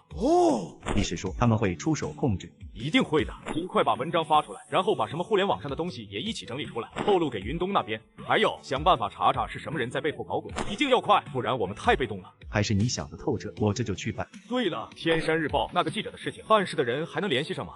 万昌龙明显被惊了一下，过了半晌才哑着嗓子说：“能联系到在缅甸那边呢。天龙真的要走到这一步吗？一旦出事，我们就没退路了啊！如果拿不下贵城银行和星火高科，你觉得我们还会有退路吗？把人叫回来，做最坏的准备。按原来我们商量的那样，千万别让大哥知道，我们哥3个总要保住一个。”万昌龙也知道现在已经是紧要关头，叹口气，稳定一下情绪，才道：“我这就联系那2个人，你自己也小心，多注意身体。”万天龙答应着，挂掉电话就听到身后唐万丽的声音：“有麻烦了。”你偷听我说话？有什么好偷听的？没有没关，我听了个大概，有人在找天龙集团的麻烦。万天龙沉吟一下，把互联网的事情讲了一遍，然后说：“你有什么看法？”唐万丽走过来，把手伸进万天龙的后背里摸着，娇笑道：“我能有什么看法？生意的事我可不懂。不过呢，要是媒体舆论方面，是我分管的范围，而且我说过的，在贵城，我们唐家还是有些关系和渠道的。”万天龙眼睛一亮，搂住唐万丽的腰：“那就请唐大市长帮忙了。还有唐大市长，如果能帮我搞定贵城国资的赵明发主任，那么我保证天龙集团会全力支持贵城市的发展。”你的胃口可真大，我可以帮你，不过你可不要开空头支票给我，女人都是很记仇的。万天龙没有说话，一把抱起唐万丽，向卧室走去。第二天，沧源县与缅甸交界的茂密丛林中，2个男人走出树林，登上早已等候在小路边的一辆没有牌照的车。老板说先付100万，如果要做事，做完付剩下的；如果不需要做事，这100万也不用退，当做你们的辛苦费。在哪里做事？几个人？现在还不知道，一会儿换车，有人带你们走。另一边，我在办公室打开电脑，发现昨天自己的想法有点太天真了，自己写的所有的帖子都已经被删除或隐藏。最夸张的是，博客网连自己的账号都被封掉。看来自己还是小看了这个天龙集团了，我这一手打击竞争对手的办法还是不够用啊。这时，我的手机突然响了起来，一看是陌生号码，犹豫一下，还是接听起来，但我没有说话，只是沉默地听着。你就是那个网名叫睁眼瞎的吧？我瞬间挺直了身体，自己会被查到，只不过时间比自己预算的还要提前一些。你是哪位？既然我们能找到你的电话，那就肯定能找到你的人，所以否认没有意义。我们没有恶意，就是想和你谈个生意。你们是天龙集团的？果然是个聪明人，我就直接说吧，50万买你闭嘴，或者50万买你永远闭嘴，这生意能谈吗？威胁我？你们心虚了？我明天会再打电话给你，希望你能给我一个肯定的回答，不然的话，我就替你选择。对方没有做言语上的纠缠，说完就直接挂断电话，才放下手机。电话又响起来，我随手接起。你好，请问哪位？请稍等，唐市长要和你讲话。唐市长，唐万兵的姐姐，贵城副市长唐万丽，她找自己干什么？我还没来得及多想，一个颇有威严的女生在电话里说：“我是贵城市政府副市长唐万里，你叫陈峰吧，临海集团的。”是的，我是陈峰。唐市长找我有什么事吗？是这样的，有关部门反映，近期你在网上说了很多关于天龙集团的问题，我也看了一部分，基本都是你自己的主观臆测，造成了很不好的影响。天龙集团是江省和贵城市近期的重点招商引资对象，你这样做很不合时宜，你觉得呢？我心里一惊，刚刚那个电话还是在我意料之中，但这个电话就完全超出了我的意料。唐市长，我承认我在网上写过几篇关于天龙集团的文章，不过那些文章基本都是我收集的一些公开的数据，应该算是客观分析吧，也没有违反法律法规和相关政策，所以我个人不太认同你所说的造成很恶劣影响的论断。陈峰同志，据我了解，你是发改委的储备干部，所以我现在是代表组织和你谈话，希望你端正态度。天龙集团的投资不只是一笔投资那么简单，组织上希望你能顾全大局。当然，如果你有真凭实据，可以按照正常的组织程序向上反映，这也是你的权利。唐市长，我保留自己的意见。天龙集团如果认为我是造谣或者诽谤，也可以拿出证据，或者按照法律追究我的责任。我这边有事先挂了。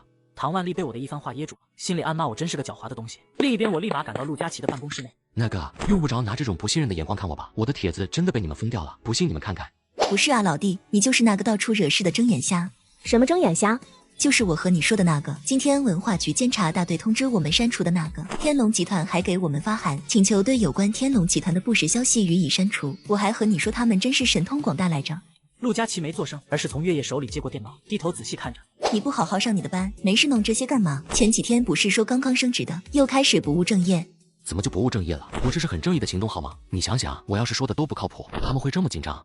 但你也没有真凭实据吧？我大概看了一下，你还是以主观猜测的多一些。人家说你文章内容不实也不过分。我先简单讲一下天龙集团的基本运作模式，你们一看就明白。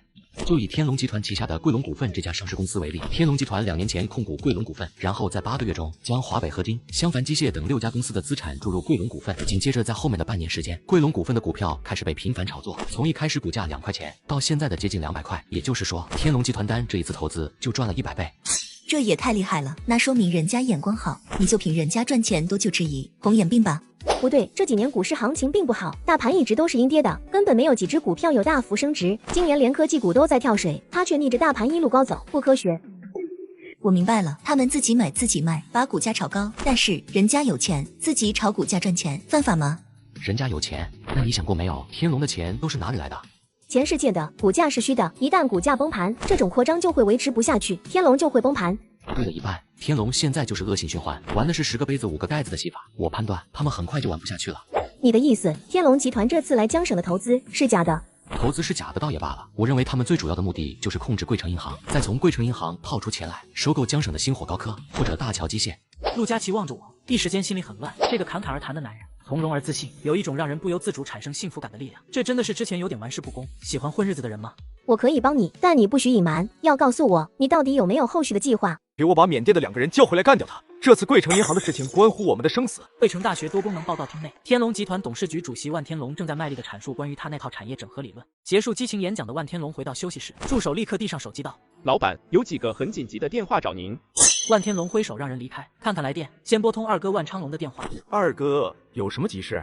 公关部的人汇报说，在网上攻击我们的那个叫陈峰的，拒绝了我们的条件。还有，不知道为什么，这个陈峰的文章本来都已经被封掉的，但有一家叫做西斯论坛的网站把他的文章解封了，具体原因还在查。万天龙在沙发上坐下来，还以为是商业对手在背后搞鬼，害得自己紧张了2天。原来就是个毛都没长齐的小东西。天龙集团问题很多很大，那又怎么样？暂时先不用理他，一条小杂鱼还能成精啊！你现在想办法在云坤银行再拆借一笔钱出来，12亿左右吧。如果桂城银行的股权谈判顺利，我们先把这笔钱打进共管账户转一下，让这边的人看到我们的诚意。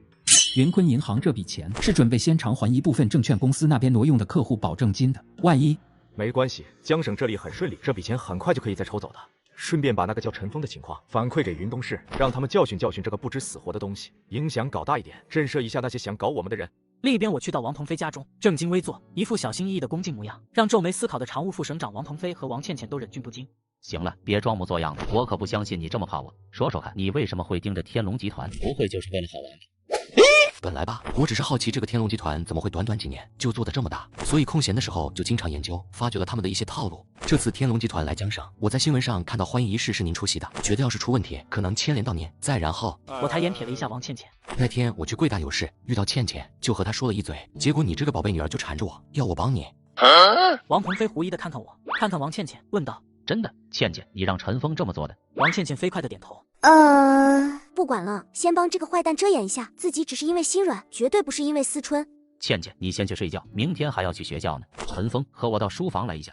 我和王倩倩使个眼色，得到一个娇俏的白眼，跟着王鹏飞走进书房。我心里还是有点忐忑的，倒不是因为天龙集团的事情，而是和人家宝贝闺女眉来眼去的，我属实有点心虚。上次我们谈过的，你有意以后到体制内发展，我也觉得以你的能力和人品，在企业待着也确实有点浪费。那你想过没有，从政最重要的是什么？我挠挠头，不确定王鹏飞是什么意思，只好干笑着说：“为人民服务。”王鹏飞一呆，没想到我会这样回答，一时间被噎住了，用手敲敲桌子，板起脸来道：“别说那些虚的，我告诉你，在官场最基本、最重要的就是要时时刻刻保持谨慎，要谋而后动。我问你，你想没想过，招惹一个财团，或者说招惹资本势力，会有什么后果？”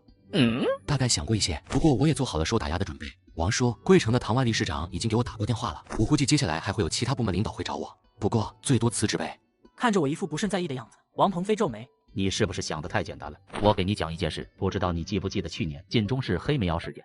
这件事我有印象，晋中市有很多私人承包的小煤矿，为了追求高额利润，违规开采。见我点头，王鹏飞道：“那你知不知道，为了揭露真相，跑去黑煤窑卧底的那个记者后来怎么样了？”我刚要开口，王鹏飞直接继续说着：“今年5月份，这个叫王东的记者被人打死在家门口，案子至今没破。”我只感觉背后刷的冒出一层冷汗。王鹏飞的话让我一下子想起曾经发生过的那些事，揭露地沟油产业、揭露毒奶粉的记者，都是在事件尘埃落定后的1年内离奇死亡的。应该不会吧？我只是提出质疑，又不是接老底和他们死磕，犯不上要我的命。当然不是说一定会怎么样，我是在告诉你，做事情有冲劲是好的，但一定要量力而行，先把后果想清楚再去做。如果一时看不明白，那至少要想清楚退路。王叔，那这件事您怎么看？不好办呢，在没有切实证据的情况下，仅仅凭着你的那些东西，省里面没办法干涉天龙集团对桂城银行的股权收购。即使我相信你，我这个副省长也不能直接干涉桂城市委、市政府的决策。组织的严肃性和一级地方政府的权威是要充分尊重的。但是如果我的猜测是真的，一旦出现问题，王叔会不会受牵连？别用你们企业那一套来说事，这种事有成绩我肯定沾光，出问题我也肯定有责任，哪能像你说的那么简单？我装作不好意思的挠挠头。王鹏飞站起来，在房间里踱步，过了几分钟才停下来问我：“说说看，你有没有什么想法？还是你只管捅娄子，别的没想过？”想倒是想过，但可能在您看来办法比较幼稚。说说看。我也想不出别的办法，但天龙集团如此大张旗鼓的在江省作秀，连很少公开露面的万天龙都搞起演讲了。我判断他们一定是资金非常紧张，继续在桂城银行这里拿到钱。马上年底了，很多短期债务都是要年底偿还或者转贷，要是拖上一段时间，天龙集团很可能就撑不住。思路是对的，但还不够。既然你希望引起我的警惕，我就承你这个情，也要做一些防备。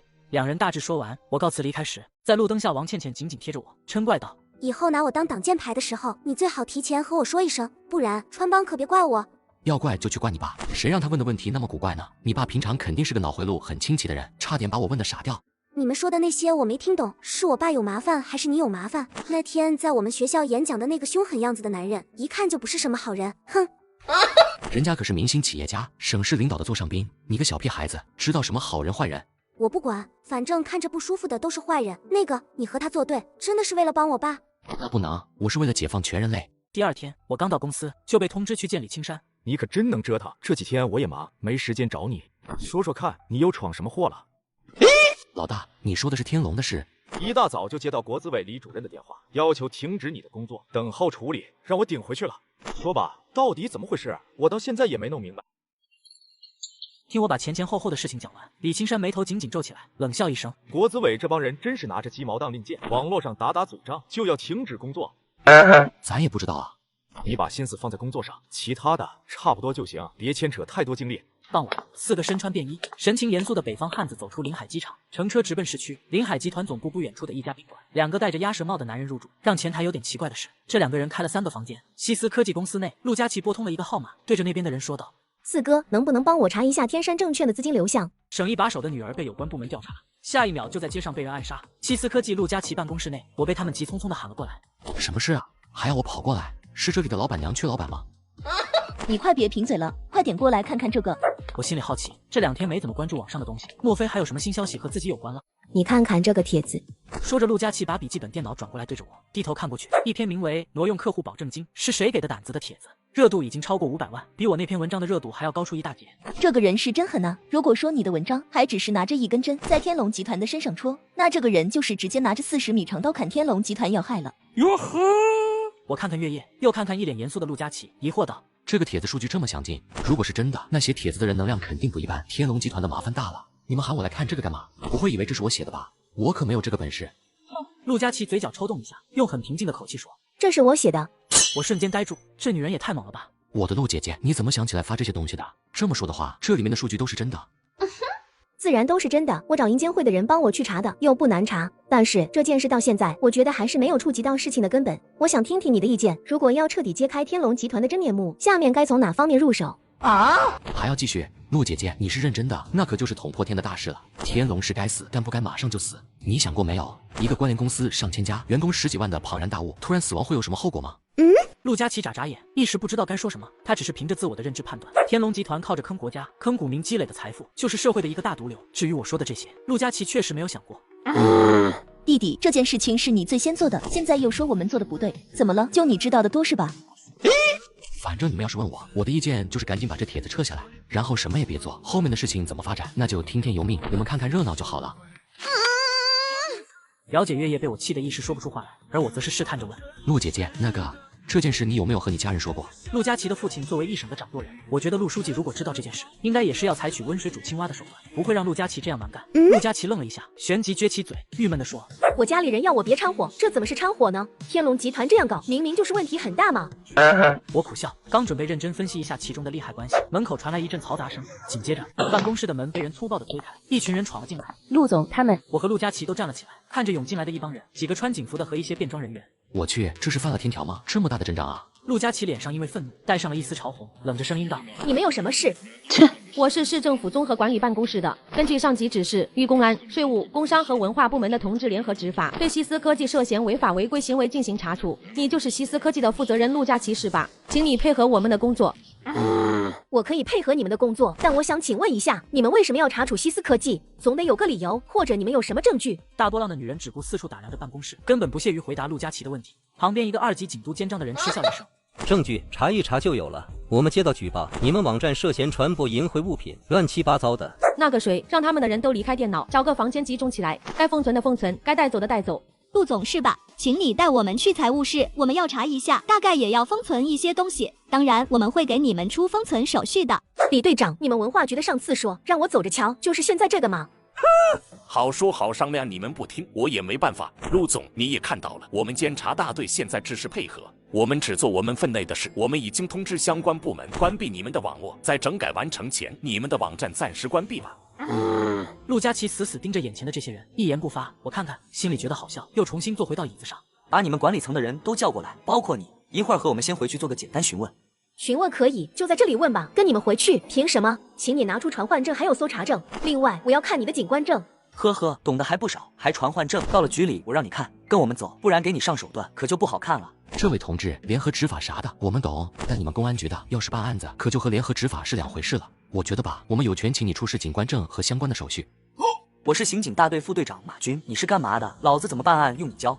我就是来找朋友玩的。不过马队长，我觉得这么大的阵仗，还是按规矩办事比较好，不然后面不好收场啊。马军显然没料到这几个人会如此嚣张。我回头瞟一眼，发现陆佳琪已经退旁边在打电话。过了几分钟，陆佳琪走过来，依然冷着脸，把手机递给那个大波浪的女人。接一下这个电话，再决定你们是不是要继续这样蛮横无理。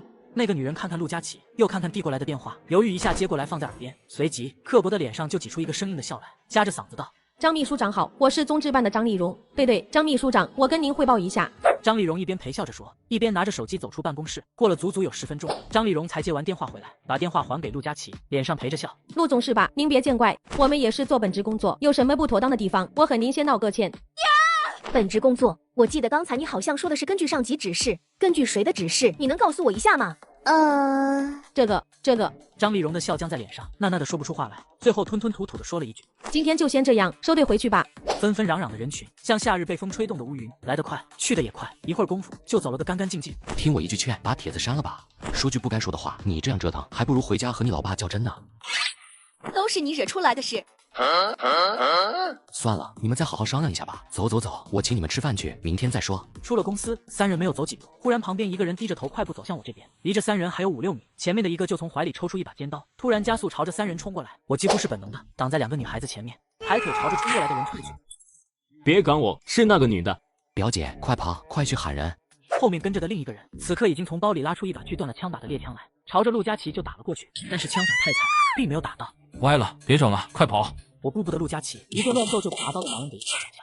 别打了，都松手！快帮忙，他们是抢劫犯！拿刀的男人被我掀翻按倒在地上，我这才松开嘴，吐了口嘴里的血。我操！几分钟后，警察赶来时，我依然还抓着这个男人，2人斗鸡一样互相瞪着。松开吧，都跟我回局里！操你他妈比的玩的真埋汰！拿刀的男人话没说完，就被警察一个大嘴巴把剩下的话抽了回去。省委书记的女儿遭人暗杀，惊动整个江省的高官。我和陆佳琪3人连同那个倒霉蛋一起被带到了市局刑警大队。好巧不巧，在这里又碰到了副队长马军。陆总受惊了，那个小王带3位去做个笔录，给他们倒杯热水，我马上过来。陆佳琪朝马军点点头，挽着惊魂未定的月夜，跟着那个跑来的王姓年轻警官往问讯室走。我赶紧一把拉住2个人。我的陆姐姐，你还想啥呢？赶紧给你家里打个电话呀！没听见那个跑掉的人喊吗？人家是冲着你来的，你不会以为抓到一个就没事了吧？琪琪，还是给你爸爸说一声吧，哪怕和那个张秘书长说一下也行啊，不然这些警察一时半会儿查不出什么的话，万一人家再来怎么办？3个人都知道，这大概是天龙集团背后搞的鬼，但无凭无据，不可能因为自己这边写了天龙集团的文章，就怀疑人家买凶杀人报复。警察也不可能相信这种猜测。我和我爸的秘书说了，我爸还在开会，我们去做笔录吧。时间将近晚上9点，3个人正商量着是在等一会陆佳琪的家人，还是先回去。这时刑警队副队长马军走了进来，这边暂时没什么事了，我们一定会加紧审讯，争取尽快抓到他的同伙。陆总，你可以先回去了。马军说完，然后转头看着我，皮笑肉不笑地说：“你叫陈峰是吧？你暂时还不能走，有别的案子牵涉到你，你配合一下吧。”我瞬间一呆，什么案子又牵涉到自己了？看看月夜和陆佳琪，两人也是面面相觑，不知道这个马军又出什么幺蛾子。快点，别磨磨蹭蹭的。我无奈，只好站起来和马军往外走。陆佳琪站起来拦住我：“到底什么事？我们是受害者，一起来的，有事你们可以当着我们的面问。”陆总，我说过，你们的事情暂时就这样，抓到歹徒或者有其他需要你们配合的，我们会打电话通知你们。这个陈峰嘛，是另外的案子，和你们没有关系。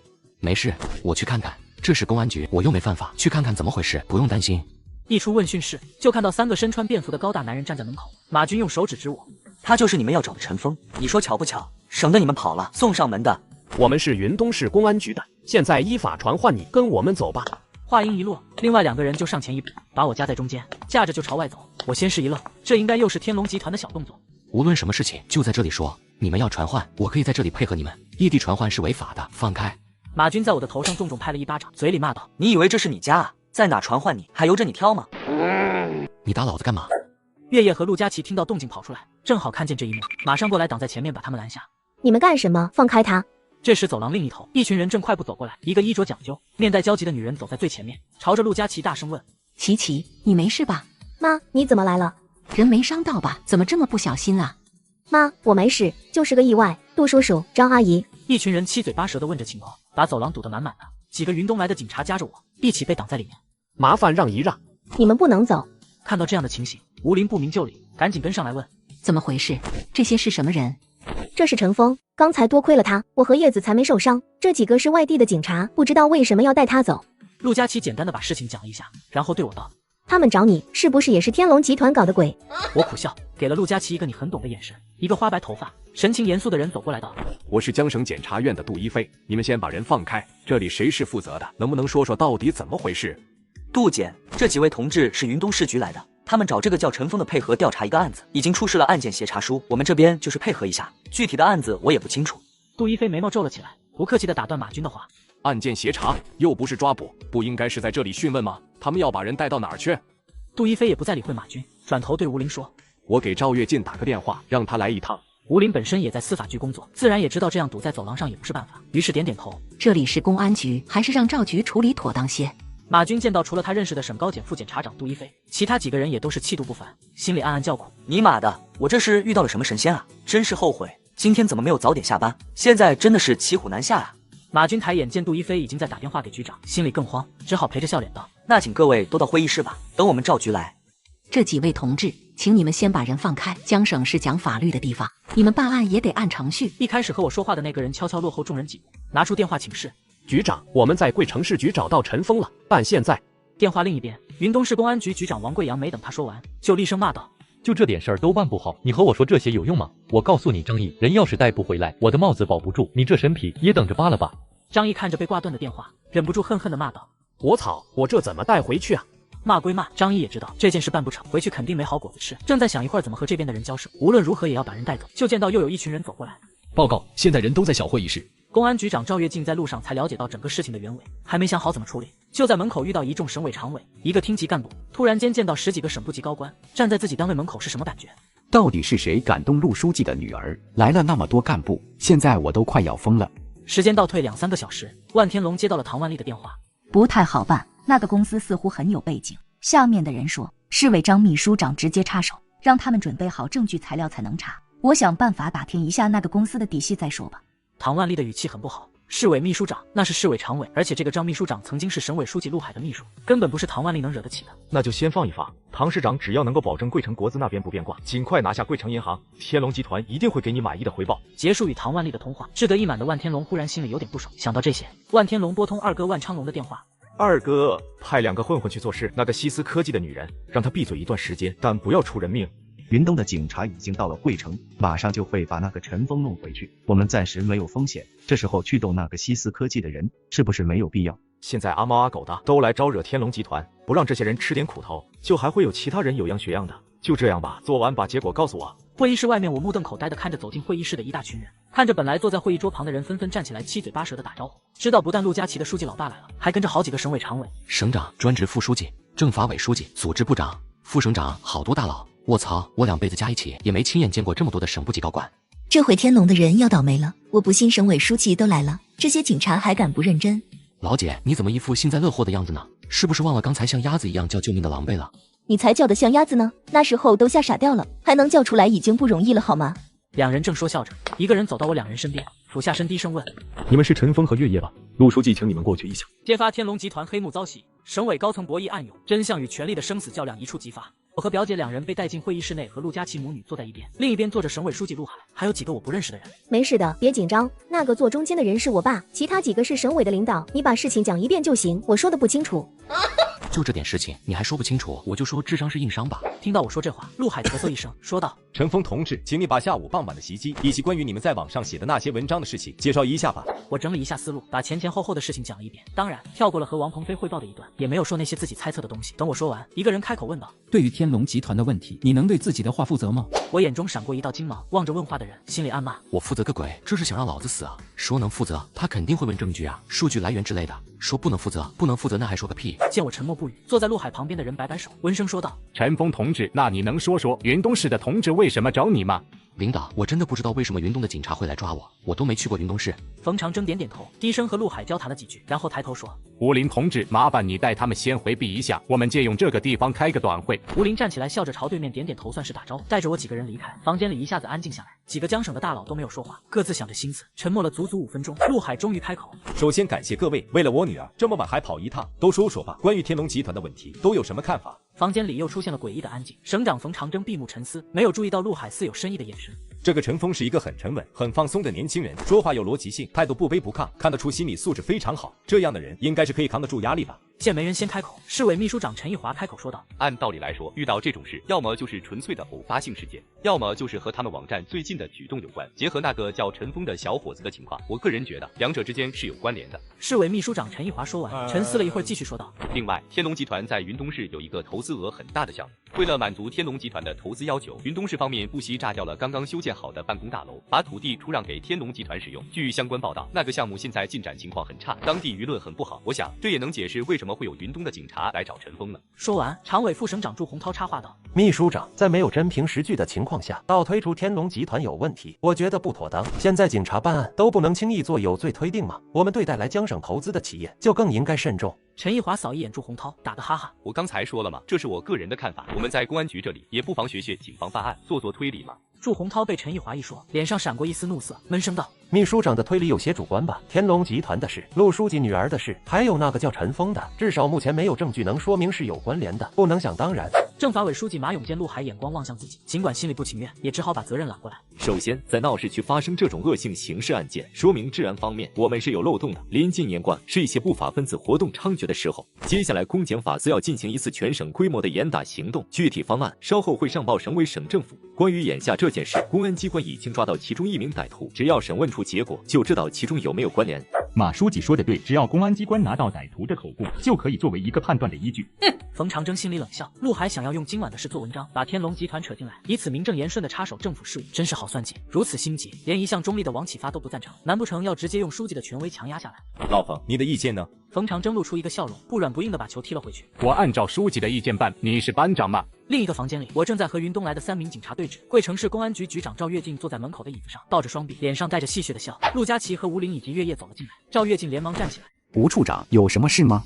赵局长，陈峰没事吧？那几个人为什么来找他？没事没事，我亲自在里面看着，绝对不会有事的。我看云东来的几位同志也没有陈峰具体的涉案证据，应该就是一次普通的问讯，一会儿就能结束。不好意思啊，赵局，我家这个丫头担心她朋友，非要过来问一下情况才安心，麻烦了。不麻烦不麻烦，你们再耐心等一会儿，我去催一下，问讯完陈峰就没事了。说着就转身又进了房间，看样子也是想早点结束这场闹剧。人家都告诉你没事了，你还探头探脑的干嘛？妈，你不知道警察局有些人很过分的，谁知道他们关着门有没有刑讯逼供？还有这样的事，太不像话了。这时我跟在赵跃进后面走出房门，朝着这边露出笑脸，一副大人物莅临视察的表情。妈，你看这个小弟弟是不是看着就很欠揍？吴林瞥一眼咬牙切齿的女儿，笑得更开心了。陆小姐，你朋友还给你喽，这回放心了吧？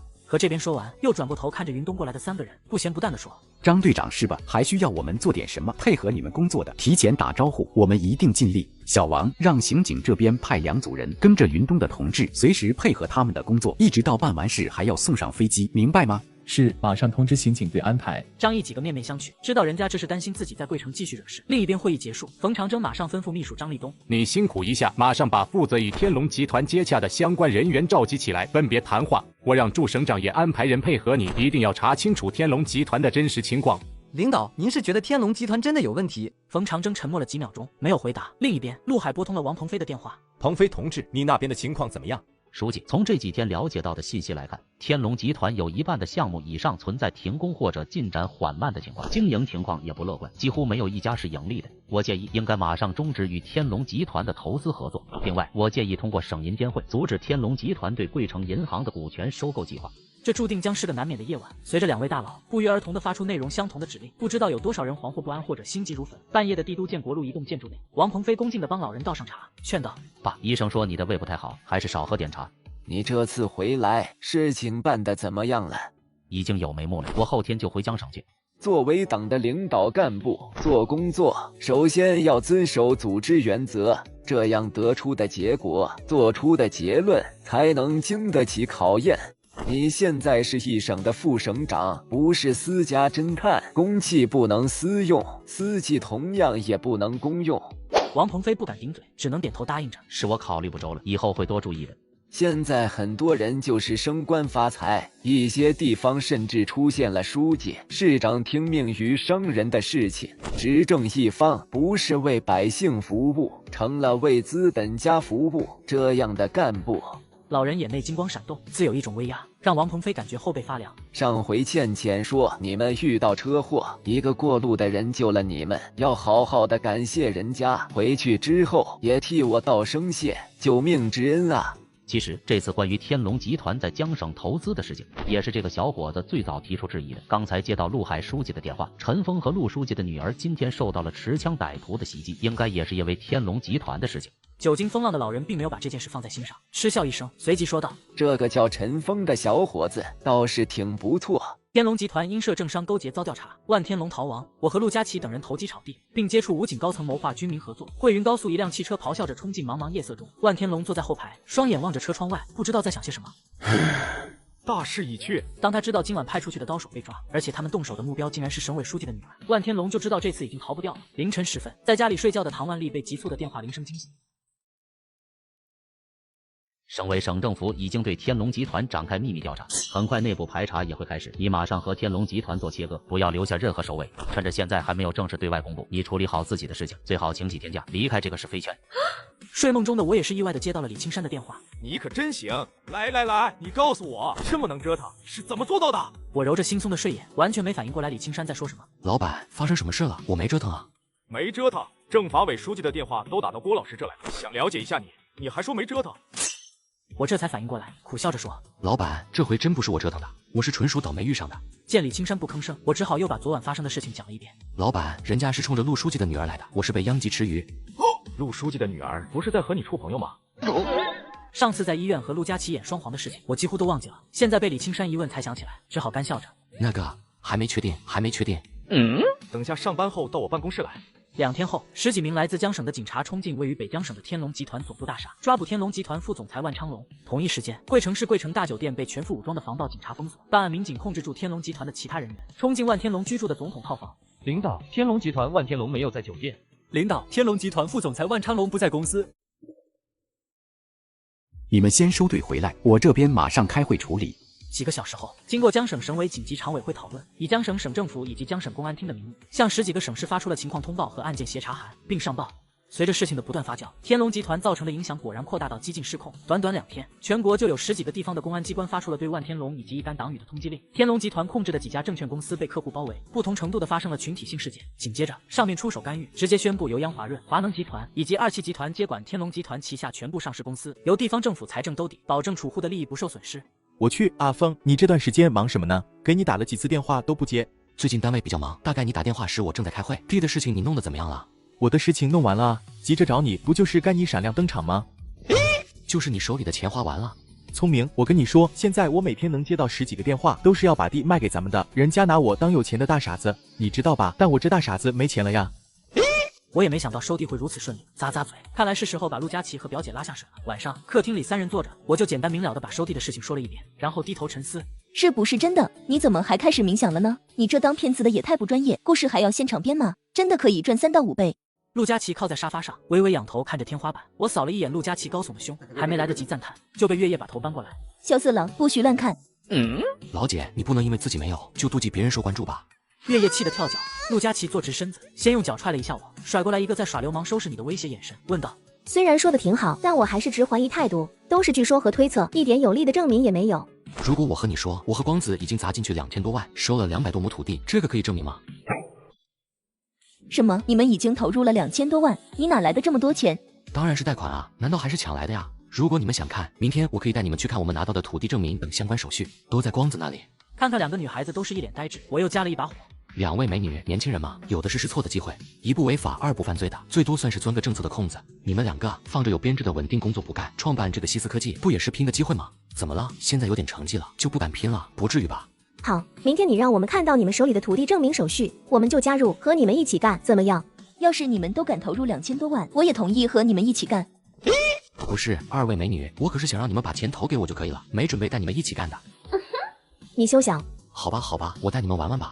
我装作不情愿地说，心里却已经在盘算，西斯科技到底可以拿出多少钱来，够不够抵消原计划的5000万。第2天中午，老汪抓着我的胳膊，神神秘秘地说：干嘛呀？你居然要请我吃饭，想把你女儿介绍给我吗？别做梦了，我就是把你嫂子介绍给你，也不能把女儿介绍给你啊！我的哥，还是你狠一点，我记下来，回头得告诉我嫂子去。可不敢这样，你是想我死吗？不开玩笑，真请你吃饭。还有我弟弟，有好事找你。你弟弟那个武警首长，你不是要投资吗？就没合计，军民共建。见我还要再问，老汪连忙举手：怎么回事？你晚上直接和他们谈不就知道了吗？我也说不太清楚。我一想也是，就凭自己和老汪的关系，一起吃个饭，认识一下也是应该的。如果真的有什么可以帮得上忙，也没问题。下午，我来到西斯科技陆佳琪办公室内。我的陆姐姐，现在江省差不多连买报纸的奶奶都知道西斯科技和你陆大小姐与书记的关系。你稍微动动脑子，一旦炒地皮赚到一大笔钱，你说这和你老爸没关系，会有人信吗？那真是黄泥掉到裤裆里，不是屎也是屎。到时候陆书记还不把我杀了呀？身正不怕影子歪，我本来就不会问我爸关于工作上的事，他在沪市，我就是为了躲开他才在贵城做事的，谁知道他居然又调来贵城了。大小姐，你说了谁会信？我们现在是在投机，你是商人，不是文艺女青年，好不好？陆佳琪美目瞟着我，还是有点不爽的样子。你哪来的这么多鬼主意？天赋异禀，无师自通。晚上7点不到，我提前20分钟就到了与老汪约好的酒店。几分钟后，就看到2辆挂着武警牌照的车停在酒店门口。老汪当先下车，接下来是一名身着军常服的武警大校和一名便装中年人。这位是省武警支队支队长秦虎，这是武警大校政治部主任赵子霞，这个是我亲弟弟汪海生。小陈，你得叫哥。包厢内，我正襟危坐。陈经理，我们初次见面，喝酒怎么样？我们当兵的讲究个爽快，今天要是每人干掉1瓶，那咱们就算是朋友；要是这2箱就全部干掉，那咱们就可以谈谈军民共建的大问题。那肯定听各位首长的，就按首长指示办，喝到军民共建的问题为止。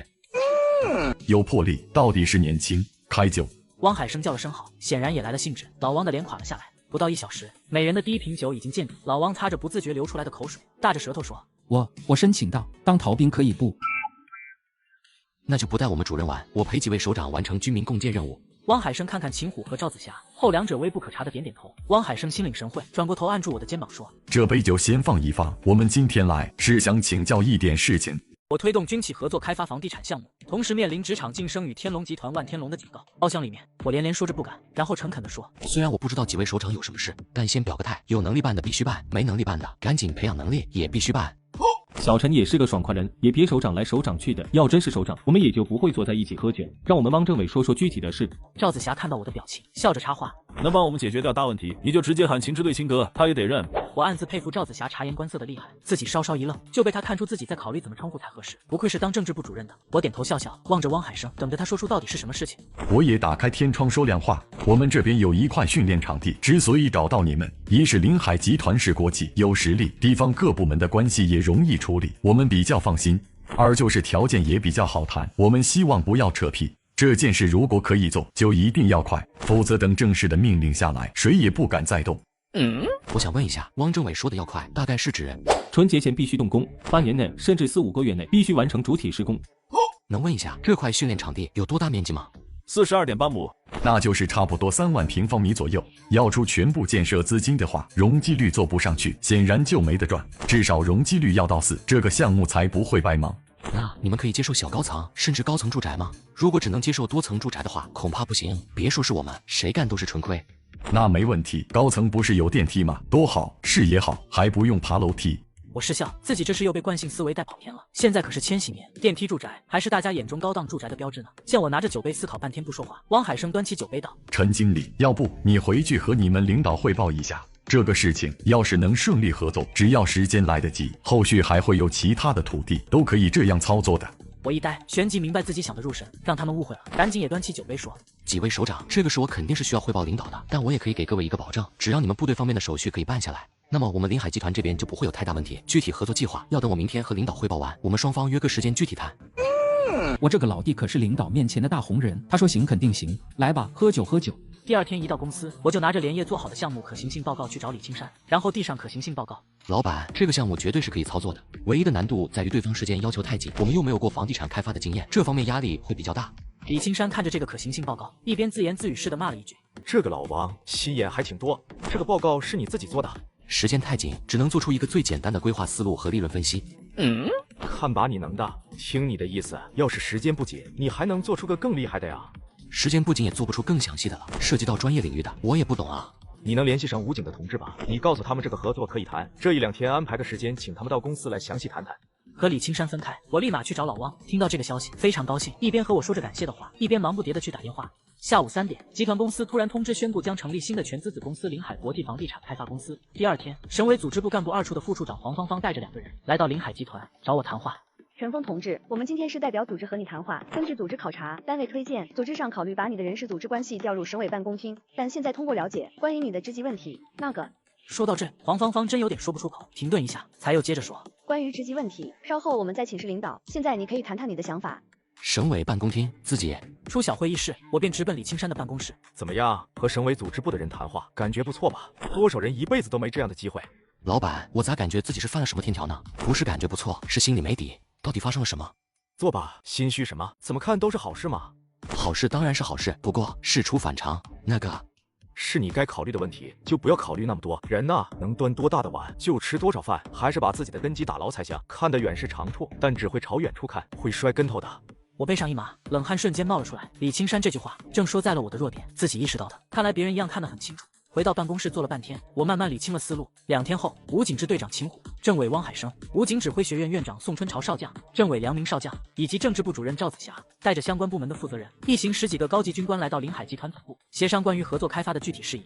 在保质保量完成合作项目的基础上，要让社会满意，让武警部队的同志们满意，还要把这个项目打造成临海集团的标杆项目。为此，可以适当牺牲一部分利润。那这件事情就拜托你们临海集团了。1周后，我刚刚和地质勘探院的人打完电话，气得肺都快炸了。老王这时候走了进来。怎么了，我的陈老总？谁这么大胆子，敢惹你生气？我看到老汪，心里一动，忽然想起个人，然后说道：“主任，我弟青哥帮我个忙，要个人来给我当办公室主任呗。”要个人来？你去找人事啊？怎么找到我这里来了？关于办公室主任，我心里早就有人选，路桥公司的陈文波，也就是在看守所中帮过自己的陈文涛的弟弟。老汪听完前因后果，不屑的一笑。这种小事刀在哥哥身上，估计是去年校招的时候，路桥分公司打报告要几个名额，被人事部挡回去了，无不这是在给人事部上眼药呢。晚上又加班到9点多，回到住处时，刚坐在床边，电话就响了起来。你是陈峰吗？我是，你谁啊？我是万天龙。我一下子清醒过来，一咕噜从床上站起来，问道：“你找我干嘛？听说你不是跑了吗？”万天龙冷笑，并不着急说话，在电话的另一头沉默着。万老板，还是叫你万总、万主席。我很奇怪，你打电话找我干嘛？陈峰是吧？我其实找人查过你。查过我，然后呢？让云东的警察来抓我，还是说万老板又找了人来杀我？我承认对你的处理是我太草率了。原本万天龙停顿一下，跳过这个话题，接着说：“我10几岁跑社会做生意，30岁不到就靠着倒腾原始股赚到几千万，又用10年不到的时间把这几千万变成几百亿，没想到会因为你这样的人倒下。”倒下谈不上吧，万老板不是已经跑掉了吗？我不相信以万老板的头脑会不给自己留后路。希望你好好努力，我会盯着你。如果有一天你有资格让我出手对付你，那我会很高兴。当然，你如果啥也不是，那我提前恭喜你，你可以放心过你的日子了。不等我再说什么，万天龙已经挂断了电话。真是个强势的人啊，哪怕是在语言上，也要把节奏掌控在自己手里。对我的试探完全不回应。我干，恐吓老子！被这通电话闹得有点心神不宁。我回忆着前世的记忆，万天龙有3兄弟，万天龙和他二哥万昌龙亡命天涯，老大万贵龙现在在国内坐牢，出来还可以生活在阳光之下。他们3兄弟倒也算是兄弟情深。妈的，你兄弟情深了，找我干嘛？冤有头债有主，前面右转是政府，这句话没听过吗？副省长的女儿跟人在酒吧起冲突，我英雄救美把小混混打趴下。几天后，临海集团开始着手动工武警部队共建的项目。圣诞节前夕，我远远看到王倩倩和另外3个女孩子站在路边，一边说笑着一边东张西望，显然已经等得有些着急。嗨，陈峰，你迟到了哦，还不绅士。这是我寝室的同学卢雨晴、芳芳、张碧瑶。王倩倩皱皱鼻子，笑着给我介绍，然后又指着我对3个女孩子说：“这就是陈峰了，我和你们说的那个大色狼。”我先领着几个女孩子随便找了一家清吧进去，让没有来过这种地方的女孩子们热热身，熟悉一下情况。这个就是找找感觉的地方，我们稍微坐一下，然后去音乐吧，再去迪吧，最后找个地方 K 歌，怎么样？除了叶总会不能带你们去，一次性让你们玩转红月路。为什么叶总会不带我们去？去看看又不会有什么，不要那么小气好不好？服务员端来我帮几个女孩子点的橙汁，正好听到王倩倩的话，也许看出几个女孩都是学生，于是笑着说：“这位先生是对的，叶总会不是很适合你们去？那里还是有点乱的。”夜总会那是我们男人去玩的地方，你们几个小姑娘去干嘛？男人玩的地方很了不起吗？我又不是不知道，就是好奇，想看看你们男人都是怎么玩的。旁边的卢雨晴赶忙捂住王倩倩的嘴，附在她耳边小声说了几句什么。王倩倩眨眨眼，似乎想说什么，看看我，又看看芳芳和张碧瑶，咳嗽一声才说：“好吧，我要做个矜持的女孩子。”那个陈峰，倩倩说是你救了她的命，还一起被埋在泥石流里，然后你就喜欢上了我们倩倩。别听倩倩乱说。王倩倩大急，人都扶着桌子站起来，看样子想扑过来捂住我的嘴。你们相信一见钟情吗？我以前不相信，但那时候我真的相信了。我感觉自己被丘比特的狼牙棒狠狠地射中，哪还顾得上什么危险？马上停车下去救人。你看，我明明是在救人之前就喜欢上倩倩的。你可真不要脸啊！哼，还丘比特的狼牙棒，把你打成狼牙棒。矜持，刚才说的矜持呢？我们走吧，热身也差不多了。下面我们音乐吧走起。很快到了红雨伞酒吧，小舞台的灯光亮起来，一个扮成青蛙的女歌手上台，简单说了几句暖场的话，就开始表演。真的是要勇气来面对流言蜚语。这时身边传来嘈杂声，我转头看，7、8个男女被服务生领着，在和我他们隔着4、5张桌子的位置坐下来。一个头发染成黄色的人正在大声骂着服务生，还不时用手指在服务生胸口戳几下。那个不是我们隔壁班的吴云和马菲菲吗？真的是哦。那个坐在马菲菲旁边的好像是学生会的，人家叫他风少，一个纨绔，恶心的要死。忽然我看到一个熟悉的身影走到舞台边上，一身洁白的服装，仔细一看竟然是陈文波。快看舞台，有帅哥。果然，女孩子们的视线开始看向舞台，只有卢雨晴还在不时回头朝着争吵的那边看。哇，真的好帅啊！这个歌手长得好像金城武。忽然看到那个叫风少的带着吴云，马菲菲端着酒杯走了过来。风少首先开口：“卢雨晴，真的是你？刚才菲菲说你在这边，我还不相信呢。”卢雨晴显然有点不知所措，对他来说，在酒吧这种地方遇到同学还是有些难堪。要不要过去和我们一起玩一会？是啊，哪边几个是风少的朋友，都是其他学校的，一起玩一会呗。我微微皱眉，这小子有点不上道啊，在娱乐场所这样到别人的桌子拉人，是真没挨过打。不去了，我们几个就是随便坐一会就回学校，而且今天是倩倩的男朋友。倩倩的男朋友请客。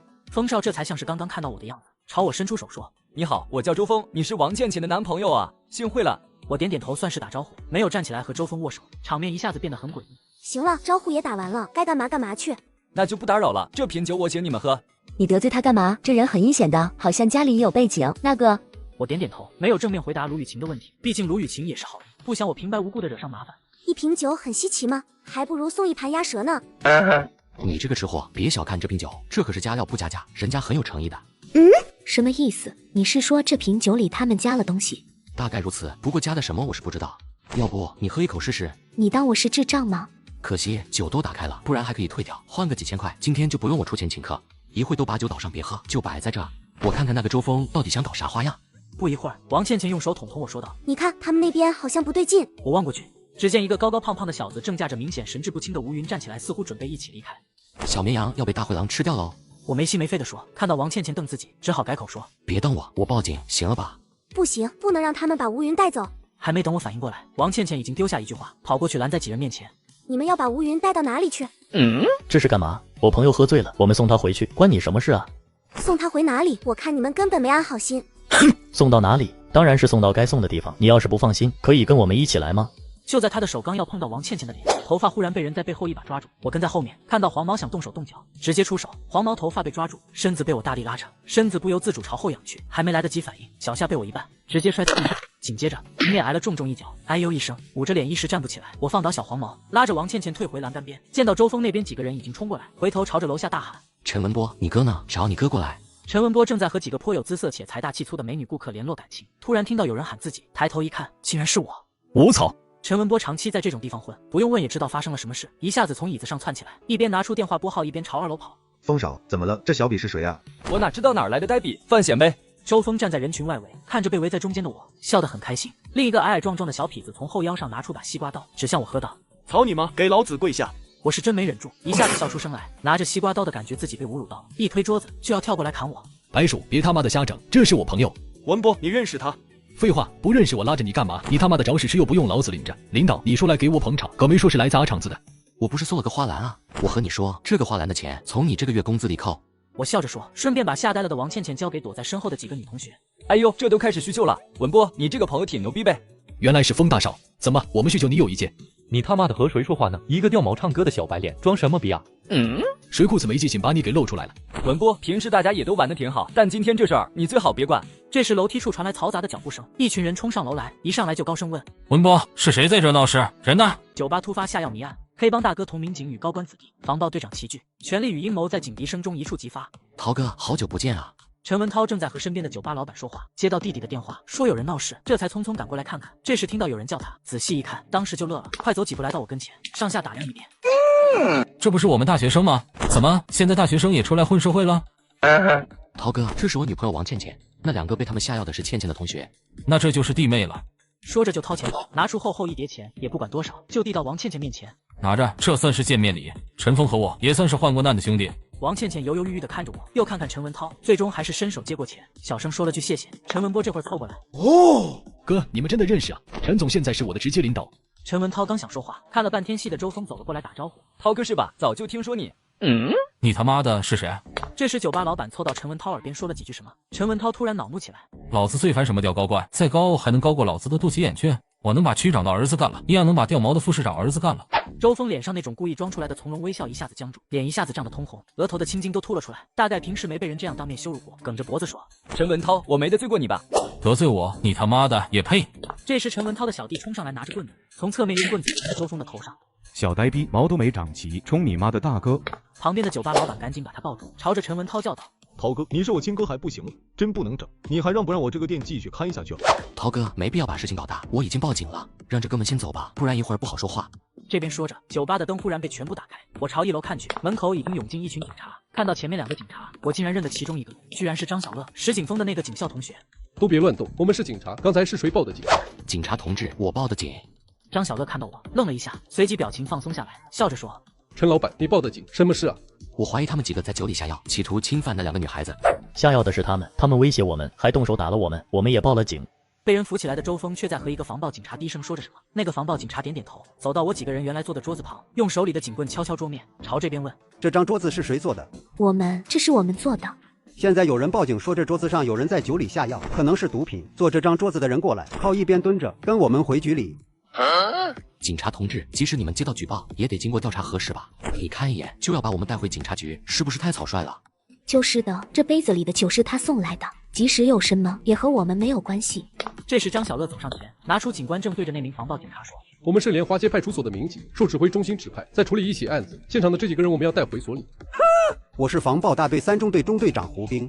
我知道你，原来刑警队的张大嘛，要是搁在以前，张大在这，哪有我们插手的份？不过现在张大你可就是个合同制的骗局。我都不太清楚合同制民警到底有没有执法权啊。平时让你们多学习，你们不当回事，连这都不知道，都不丢人。合同制民警又不是辅警，当然有执法权吗？只不过只能在我们江省算警察，出了江省那就是老百姓喽。张小乐没说话，与张小乐一起来的那名警察却忍不住上前。都是一个系统，你们这是干什么？视觉很牛逼，我们懂，但大家按规矩办。我们基层派出所的民警也不差你们什么。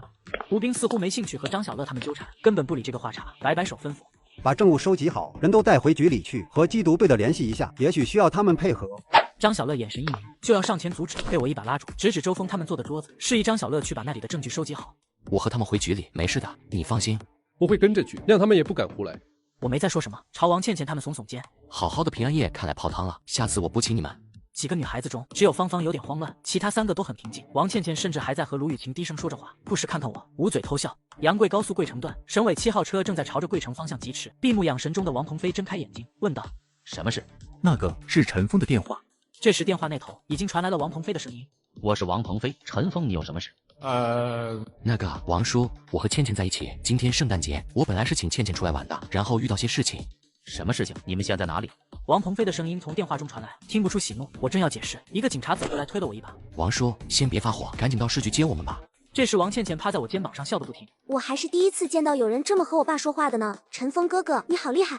分开一点，间隔半米，往外面走。哼，凭什么？我又不是罪犯。出乎意料的，一向开开心心、好脾气的王倩倩突然发怒了，站在原地对着那个警察怒目而视。这突如其来的爆发，不但是我，连那个警察都被吓了一跳，呆了一下，旋即怒道：“你最好配合我们工作，不然马上对你采取措施。”乖点，别和他们闹，配合执法嘛，又不是没有讲道理的地方，一会儿再说。走吧，倩倩，在这里闹怪丢人的，到警察局找他们领导。众人排着队出了酒吧门口，我笑着对王倩倩说：“你看我们这样子，是不是和新闻上那些警察抓罪犯的现场一样？”你说的是那种扫黄现场吗？你们还笑呢，丢死人了！小凤，女人的声音在楼梯口响起，一个颇有风姿的女人正站在门口上喊着：“唐市长。”没想到天龙集团的事情还没有尘埃落定，又和唐万丽的儿子杠上。唐万丽此刻还不知道那个让他恨得牙痒痒的陈峰就在眼前。我们一群等人被带进警察局大厅，我问身边的陈文涛：“涛哥，我们这个不应该归防暴队管吧？是要移交给治安大队吗？”移交个屁，肯定把我们先关1夜，明天再说。这路子我熟悉。果不其然，众人被赶进电梯，上7楼，带进一间挂着刘志士牌子的房间。都老实待着。没2分钟，2个女警又把吴云和马菲菲送了进来，不管不顾的直接把2个还在昏迷的女孩子放在水泥地上，锁门走了。他们怎么能这样？不应该把人送到医院去吗？我心里冷笑，这时候把人送到医院，他们给人家下药的事情不就败露了？看看在墙边坐成一排的黄毛几个，我问道：“你们给他们下的什么药？不会有生命危险吧？”几个人都望着天花板冷笑，没人说话。几个人影从我身边猛地窜过去，陈文涛的几个兄弟几乎是不到1分钟的时间里，完成了对小黄毛几个人的绝杀。现在能告诉我下的什么药了吗？是一点催情药和迷幻药，我们自己配的。副市长之子卷入酒吧下药案，公安局长周旋于高层角力，一场权力与真相的博弈在警局深夜引爆。赵月静有点郁闷，就被唐万丽堵在办公室里。今天因为他儿子被打，让赵月静见到了唐万丽传闻不一样的一面。赵局，我必须要说，我们贵城的社会治安实在很成问题。大庭广众之下就有歹徒持械行凶，人民群众的生命财产安全怎么能得到保障？必要的时候，我会向组织反映这个问题。唐万丽的话让赵月静非常意外，夹枪带棒的先把整个公安机关批一顿，全然不谈案情。还有那几个女孩子太不自重了，为了贴上小峰，竟然恬不知耻的在酒里下药。贵大的校风很不正样，明天我也会向贵大的郭校长反映。唐副市长，我们公安机关一定会依法查清这件事，给您一个交代，但您总得给我们一点时间，把事情弄清楚，好不好？还有被抓的有个叫陈峰的，他也动手打人了，和那几个地痞流氓是一伙的，而且我亲眼看到他在酒里面加了东西。什么陈峰？赵月静和唐万丽几乎同时看向周峰。陈峰他好像是我同学的男朋友，我今天也是第一次见。哪个陈峰？我怎么知道哪个陈峰？都说了今天第一次见，以前不认识。这样，唐市长，你们稍微等我一下，我处理一点事，然后我们再具体谈谈案情。赵月静心思电转，找了个借口，不等唐万丽再说什么，站起来走出办公室。防暴大队2中队办公室内，张小乐正在和胡斌争执。张小乐，我告诉你，想要提人，你还没那个资格。回去让你们所长明天和分局先去申请吧。看在你以前也是市局的，我已经给你留了脸面，别给脸不要。那我见一见人，就在你们这问几句话总可以吧？我说张大，你也是当过领导的人，这怎么现在骗警当的？规矩都不懂了呢？这时赵月静推门进来，正看到这一幕，皱皱眉问道：“张小乐，你怎么在这里？”几个人见到赵月静，赶紧立正敬礼。张小乐咬咬牙，把前因后果简单讲了一下，然后说：“赵局，我知道规矩，案子肯定是市局优先办，我就是想问几句话，我这边最起码的出境记录总要写的。”你们把今晚带回来的人关在哪？现在带我过去。留至室内，陈文涛正在给我介绍几个自己的兄弟。这是朱丽，外号老母牛；这是刘军，外号土狗子；这是刘强，和土狗子是亲哥俩，你叫他老羊皮就行。陈峰，你在里面玩的挺开心啊。我闻声回头，就看见赵月静站在栅栏门外，脸黑得像锅底一样。赵局长，不好意思啊，又给您添麻烦了。留至室内，几个明显带有流氓地痞气质的人站着，眼睛里满是那种无知的挑衅。把门打开，陈峰，你跟我来。赵月静对我说完，又对那个警察发喊：“马上找人把地上那2个给我送医院去，人昏迷着，你们是眼睛瞎了吗？”刘志是旁边一间办公室的里面。记不记得上次我和你说，有时间我们一起坐坐？陈大经理，你这是想我了？赵月静没好气地问我，张张嘴，一时间竟然不知道怎么回答。见我表情尴尬，赵月静继续问：警察局到底有什么吸引你的？你3天2头往这跑。赵局，这哪是我往这跑啊？我是被你手下抓回来的好吗？我见赵月静沉吟不语，知道事情牵涉到副市长唐万丽，赵月静肯定比较为难，于是好心的劝道：赵局长，这件事我也不想追究什么，如果对方愿意，就马马虎虎过去算了。不过您最好赶紧把我女朋友先放出来，她是王鹏飞省长的女儿，而且王省长已经知道了，估计一会就到，看到的话不好看。赵月静听我前面说不想追究，心里还松了口气，结果后面说出的话把赵月静吓了一跳。王副省长的女儿，你女朋友？你女朋友不是那个陆？赵局，那个是误会，我和陆佳琪就是朋友，不是男女朋友。正说着，一个警察连门都没敲就把门推开，慌慌张张的说：赵局，您赶紧过去看看，王省长和2中队的人起了冲突。什么起了冲突？赵月静感觉一阵头晕目眩，哪里有心思管别人，拔腿就往2中队的办公室跑。等赵月静跑进办公室，见到王鹏飞被赵亮护在身后，面色冷峻。王省长，您。赵局你好，我的女儿和朋友在酒吧玩的时候，被防暴队的警官带来这里。如果不涉及保密的话，作为父亲，我能不能了解一下原因？王省长，其实就是一点误会，没什么的，我这就让人把您女儿带来。那倒不用，既然是误会，那就去看看怎么个误会吧。没问题吧，赵局？王鹏飞说着，抬腿就朝门外走。赵月静也只好跟上，同时胡兵和张小乐也跟过来。赵局，我可不可以问一下，到底是个什么样的误会，让这些人都关在一起？王省长，要不先到我办公室吧，详细情况我让出警的同志给您做个汇报。汇报就不用了，我现在就是以王倩倩家长的身份，想听一听到底什么样的误会能让警方出动防暴队。赵月静用眼睛死死盯着胡兵，恨不得把这个惹事的东西一脚踢死。见胡兵只知道不停的擦汗，赵月静更气，直接点名道：胡兵，你带队出警的，你来说说到底是怎么回事？被局长直接点名，胡兵知道自己是死定了，只好结结巴巴的把事情讲了一遍。你接到报警说看到有人在酒里面下药，什么样的人可以直接找到防暴队报警，我倒是想见识见识。还有，既然是有人在酒里面下药，那也不能只凭说说就可以吧？证据是不是要有？下药的酒呢？有没有送检？一连串的问题让胡兵根本不知道怎么回答，看他支支吾吾，连一句完整的话也说不出来。赵月静忍不住大喝一声：胡兵，回答问题，证据呢？有没有送去化验？报告局长，证据可能还在车里。爸，那瓶酒是周峰送过来的，我们根本就没喝，药也是周峰下的，陈峰也报了警的。还有和周峰一起的2个女孩子已经喝了他们下过药的酒，被送进医院了。是的，王省长，那瓶酒根本不是我们的，只要查一下酒吧的记录，就能查到这瓶酒是谁点的，然后给我们验血验尿，就可以把问题搞清楚。王鹏飞没想到事情这么复杂，皱了皱眉，问道：周峰是谁？王省长，周峰是贵城市副市长唐万里的儿子，那个唐副市长现在也在我办公室，您看。王鹏飞一愣，今天他发飙，本意是冲着公安系统来的。政法委书记马勇兼任省公安厅厅长，手握重权，但在常委会上态度一直摇摆不定，很有点明哲保身的意思。但现在忽然弄出来个贵城市的副市长，王鹏飞脑子里马上有了新的想法。赵局，这件事情不是很复杂的案件，我就在这里等，你看多久能把事情来龙去脉查出个结果，或者需要我和马勇马书记沟通一下？赵月静见自己提及唐万丽，王鹏飞不但没有顾及双方的面子，反而态度更为强硬。王省长，1个小时之内肯定会有个初步结果。那我就等1小时，麻烦赵局帮我安排个房间，我还有些事情要处理。王鹏飞狠狠盯了一眼我和王倩倩，一言不发的转身走了。就不管我们了？事情好像不简单哦，安心配合调查吧。就在等人排着队采集化验样品时，赵月静把周峰也带了进来，唐万丽依然跟在后面，脸色苍白，一边走还在一边不停的打着电话。这时候应该正在四处求援。赵局，我建议查查这家伙的车子，没准能找到证据的。陈峰，你赶快闭嘴吧，给我少找点事儿。你就是陈峰。你挺好，给我小心点。副省长在常委会上暗喻对政法委书记，我着手让人调查贵城副市长的儿子。做完检查，我去面见王鹏飞，不过出乎我的意料，王鹏飞并没有兴师问罪的意思，甚至还对一副慷慨就义架势的我笑了笑。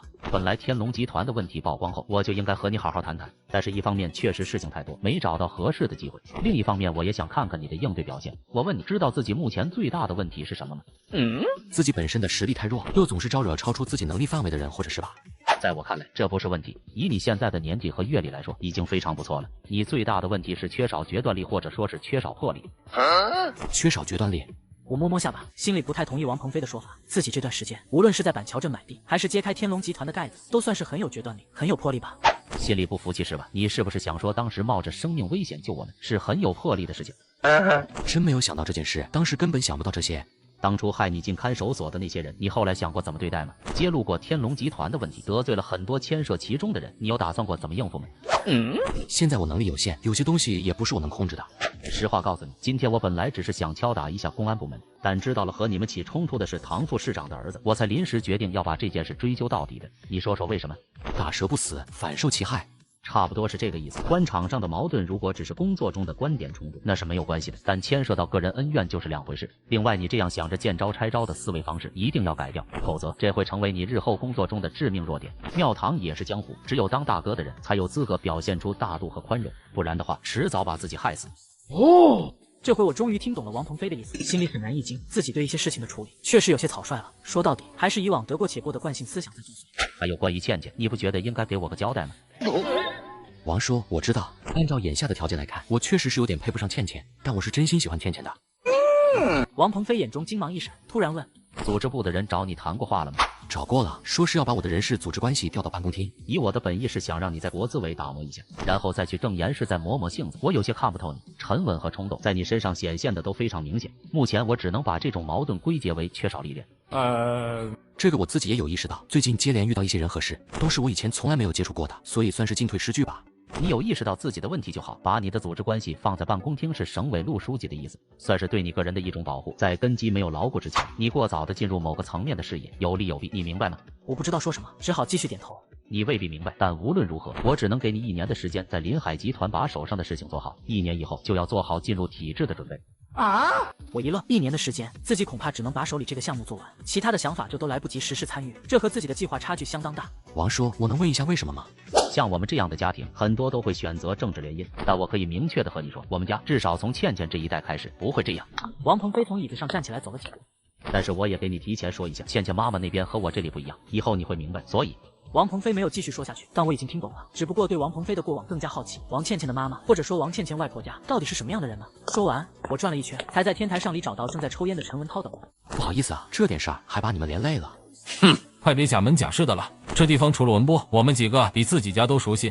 怎么样，领导？我看那是王省长吧，以前在我们这当监事会主席的，你认识？算认识吧，能说上点话。听到我说认识王鹏飞省长，陈文涛马上眉飞色舞起来。那还怕个毛？这点比试还不是一句话？不对呀，王省长怎么会在这里？领导和你一起的那几个女孩子有认识王省长的，总不能是你找来的吧？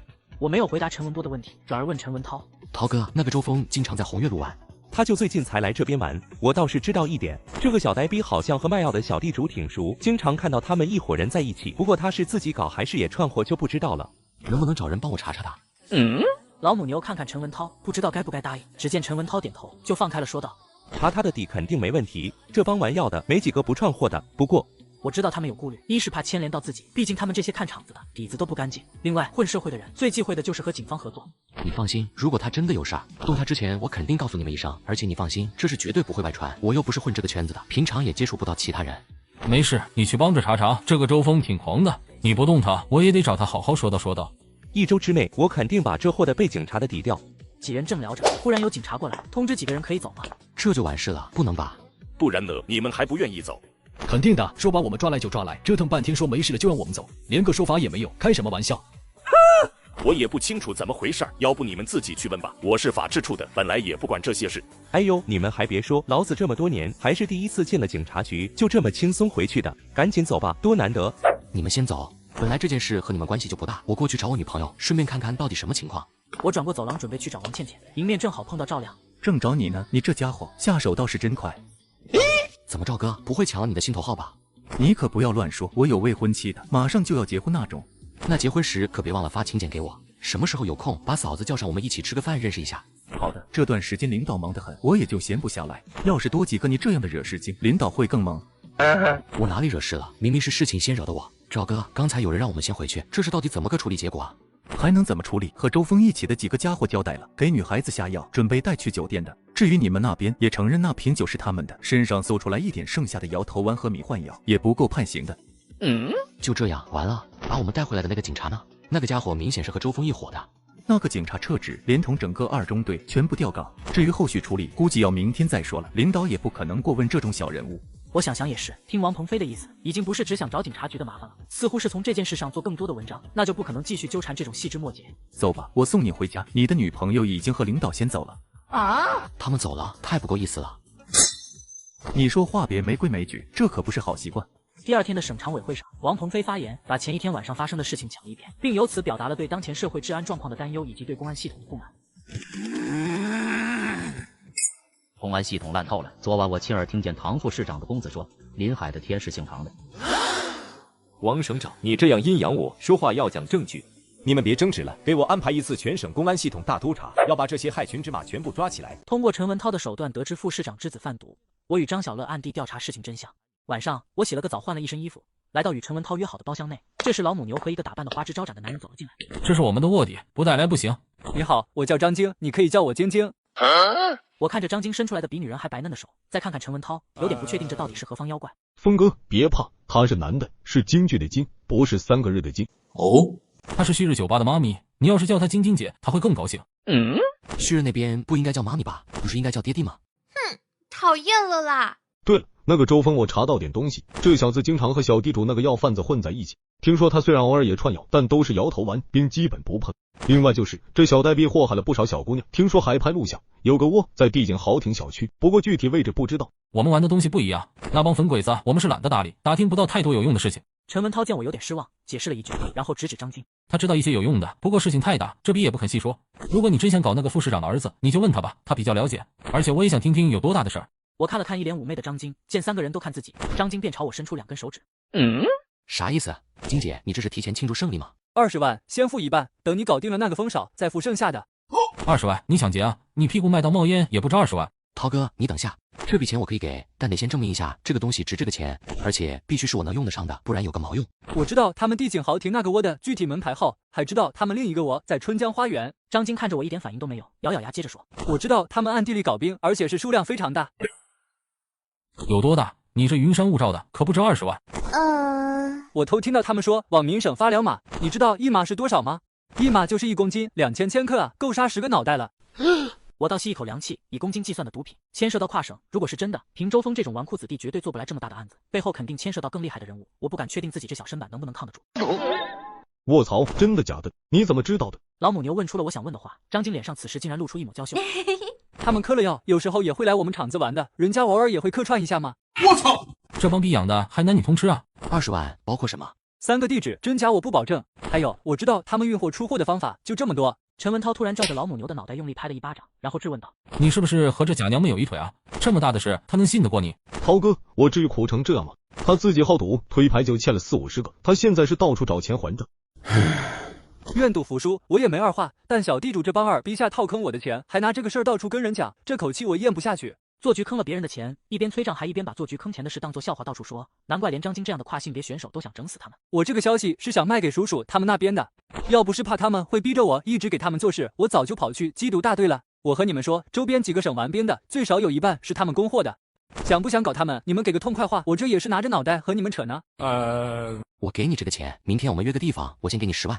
不过你要是玩我，他要是敢拿这个是坑钱，我就让他直接当女的。张晶把事情谈妥，饭也不吃了，拎着小包赶回去上班。只剩下3个人，我也没有继续这个话题，而是和陈文涛说搞车队的事情。农贸市场那边不干了，一年大几10万呢。涛哥，你想想混社会的，混到40-50岁都是什么结果？你们要是搞车队，别的我是不能保证，但第1年我可以保证你们有活干，起码把本钱弄回1大半。话只能说到这个程度，虽然我很想帮陈文涛洗白上岸，也觉得光子做地产开发很需要一个像陈文涛这样的人配合，但凡事都有度，至少在这一世，我和陈文涛还没到交心的程度，再多说就是交浅言深了。我干了，不过这几天我得和兄弟们商量商量，农贸市场的档口和现在看的几个厂子，就给他们继续折腾。咱们可丑话说在前面，沾赌的车队绝对不能要，身上有案子没了结的也不行。我知道，不会给你找这个麻烦，我们这帮人基本也不会碰那个。陈文涛说完停顿一下，望着我深深的看了一眼，说道：老陈，你不懂社会这些事，你要是想搞周峰，可得仔细掂量掂量。那帮搞粉的被逮到就是个死，所以和我们不一样，他们是真的敢杀人，搞他们这样的，自己最好别出面。我点头，心里已经有了个大概的计划，当然不方便跟陈文涛说。2天后的晚上，我和张小乐大摇大摆地走进位于桂城市百家湖畔的帝景豪庭小区。这里有没有监控啊？有几个，我们都可以绕过去。我白天来看过了，不会有事的。2个人来到帝景豪庭6栋2单元门口，张小乐四处看看，拿出一根细铁丝，把前段弯成一个小钩子，插进锁孔。10几秒后，单元门的锁被打开了。3天不练手生啊，以前起码比这快1倍。我和张小乐上到3楼，又用相同的手法打开了房门。我和张小乐径直地走向房间主卧，张小乐走到床边掀开床单，下面满满当当全是成捆的钱。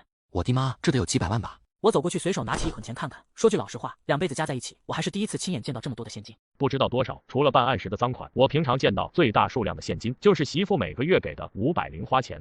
借花献佛，这个算我们这次的跑腿费。峰哥，我们是来找证据的，这不成了盗窃？不义之财，见者有份嘛，快别道德洁癖了，这么多钱少几万看不出来的。再说了，为了买消息，我可是花了20万，都没指望你们警方报销，只拿2万已经亏大了。你要是觉得过意不去，就当这钱是我给你的。按照消息说的，他们自己有制毒工厂，还有运输网络，那可是江省从来没有过的特大案件。从这些钱来看，周峰在其中绝对是重要人物。我也想不明白他怎么做到的。两人又在其他房间找了找，没有再发现什么有用的东西，也不能久留，清理好痕迹离开。车内怎么样？这回相信了吧？愿不愿意干一把？明天我就请假，先去怀远市那边踩点，如果有发现就马上回来，我们再商量。凡事安全第一，周峰再有4、5天就会放出来，我这边还有些安排要落实，没办法和你一起去，要不你去就是累赘，我一个人更安全。你只要能把后面的事情安排明白，就一切 OK。另一边，唐万兵的老婆李云在由护士去往怀远的高速公路上接到了唐万兵的电话。什么？你要去纪委自首？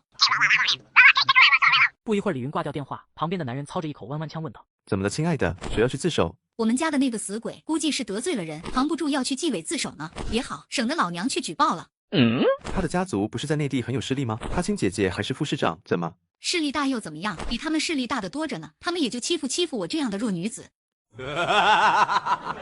那正好，今天送完东西，我们可以好好快活。想和老娘快活也可以，不过这批货必须多分我1成。见男人点头，李云趴在男人耳边说了句什么，接着2个人一起浪笑起来。没有几个人知道，这个面容姣好，似乎在用身体取悦着身边男人的女子，竟然就是传说中被称为冰毒皇后的大毒枭。从线人口中得知副市长之子贩毒，我与张小乐联合行动围剿毒贩。2天后，我在江省新闻反腐最前沿栏目中听到唐万兵自首的消息，同时通报的还有清水区检察院副检察长宋金辉接受调查的消息。这是什么情况？难道是王副省长的手笔？不应该啊！晚上我在房间来回踱步，没有等到张小乐的电话，又不敢轻易打电话，简直焦急到度秒如年的程度。这时候手机突然响了起来。我已经潜入进来了，这里确实是个毒品加工窝点，但被困在里面出不去，原计划行不通。我再观察一下，你做好抓人和救我的准备。我瞬间傻眼了，我也想不出张小乐现在到底什么处境。怀远市贾平镇塘口村永丰2米加工厂内，一处堆放废弃包装袋和杂物的仓库内，靠窗的一堆破麻袋忽然动了起来。终于没人了，憋死我了。张小乐从一片麻袋下面探出头，确定周围没人后，缓缓地爬起来，跪在麻袋堆上，透过窗户朝外看去。仓库的斜对面有3间房子，窗户都用水泥封死。张小乐确信那就是这伙人加工冰毒的地方。第2天，我直奔贵城市市公安局前去面见赵月静。你来我们市局，别说又有事情和我们警察局有关。我没心情和赵月静套关系，一坐下就把事情和盘托出。赵月静一听就急了，一拍桌子直接站起来：“胡闹！你知不知道在干什么？你有过和犯罪分子斗争的经验和能力吗？一旦出问题，你负得起责任吗？”赵局，你要是觉得可以合作，我们就认真谈谈这件事怎么办。你要是一定要公私分明，那我马上转身就走。至于能不能负得起责任，那就到时候再说了。赵月静死死盯着我的眼睛，过了好久才长出一口气，有点颓然地坐回椅子。把案子交给公安机关不好吗？你该去谈恋爱就去谈，该去挣钱就去挣钱，为什么要掺和这些呢？赵局，这件事情如果没有真凭实据，就是告诉你，你会认真查吗？警力有限，而且车轴也会很多，你确定会当做大案要暗查？另外，之所以要这样找你合作，也是为了张小乐。不是，怎么又扯上张小乐了？赵局，咱们明人不说暗话，这个案子你就是要查，也是直接安排缉毒大队查，没错吧？那即使破了案，和张小乐有什么关系？给个口头表扬，还是发几百块的奖金？赵月静重重的叹口气，对于张小乐这个曾经自己最得力的老部下，赵月静始终是有所愧疚。赵局，张小乐是个好警察，是个有追求的好警察，这是他的选择。不然的话，我应该会采用更稳妥的方式处理这件事。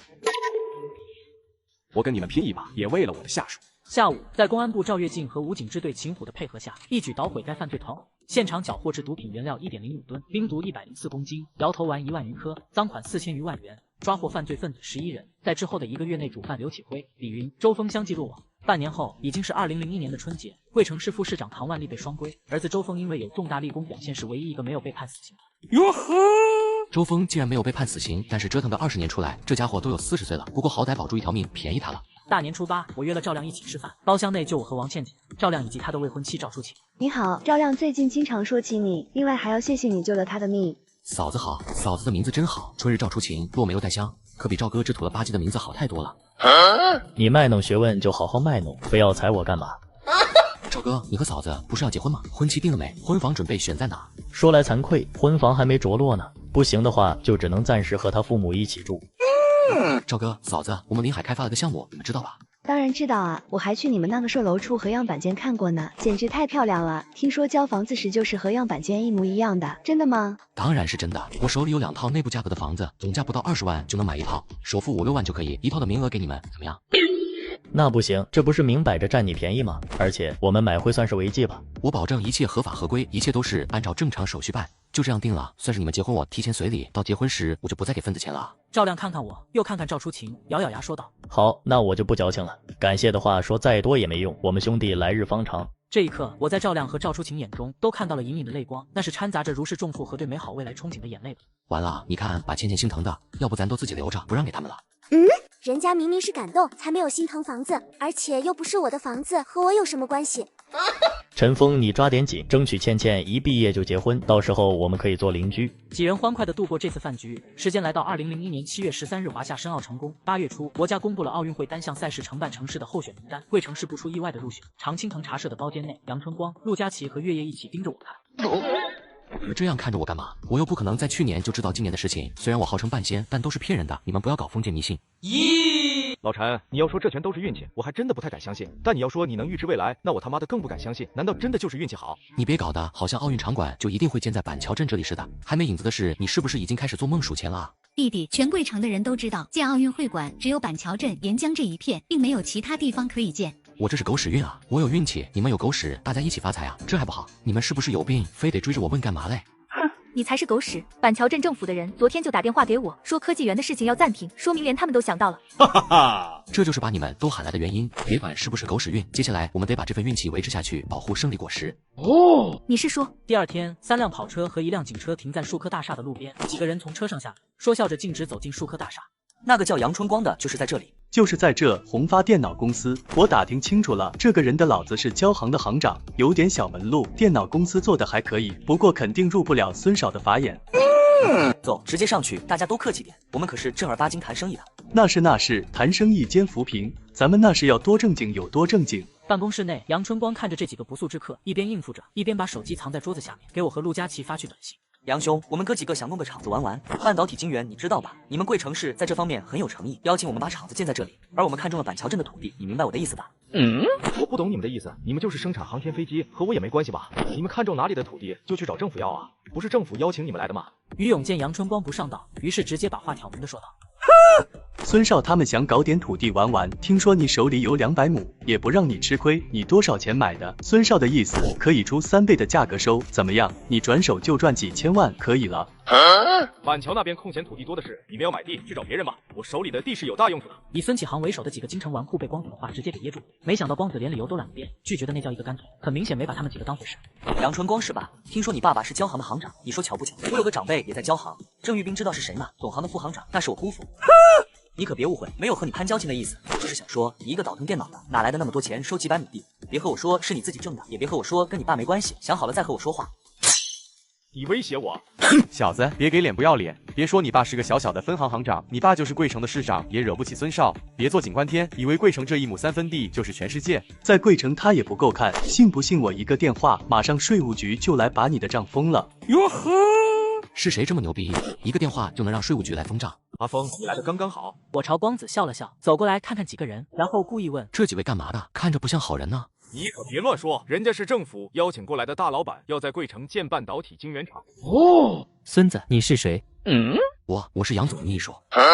一个秘书，你在狂什么？就是我说的封你们的账，怎么了？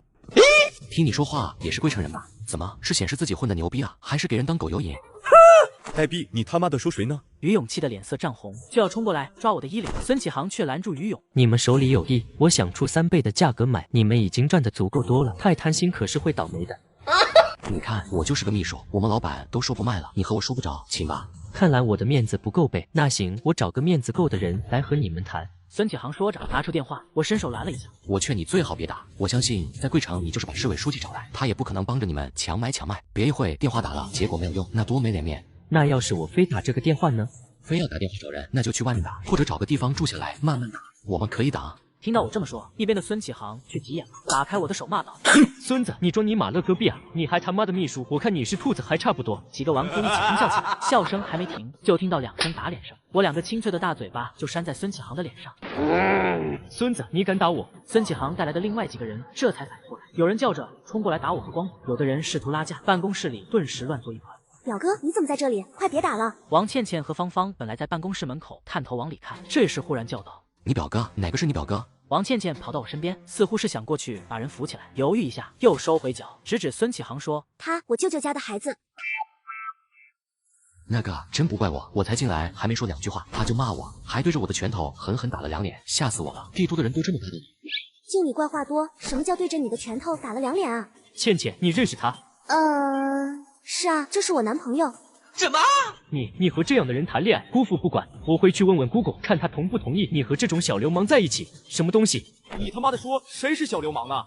行了，虽然你嘴挺贱，本来应该把你们扭送派出所的，看在倩倩的面子上，也不和你计较，赶紧该干嘛干嘛去。这时陆佳琪和月夜也急匆匆的走进来，我看到他们，笑道：“就说不能和女人办事，我们这里挨完打了，你们才来，有没有点诚意啊？”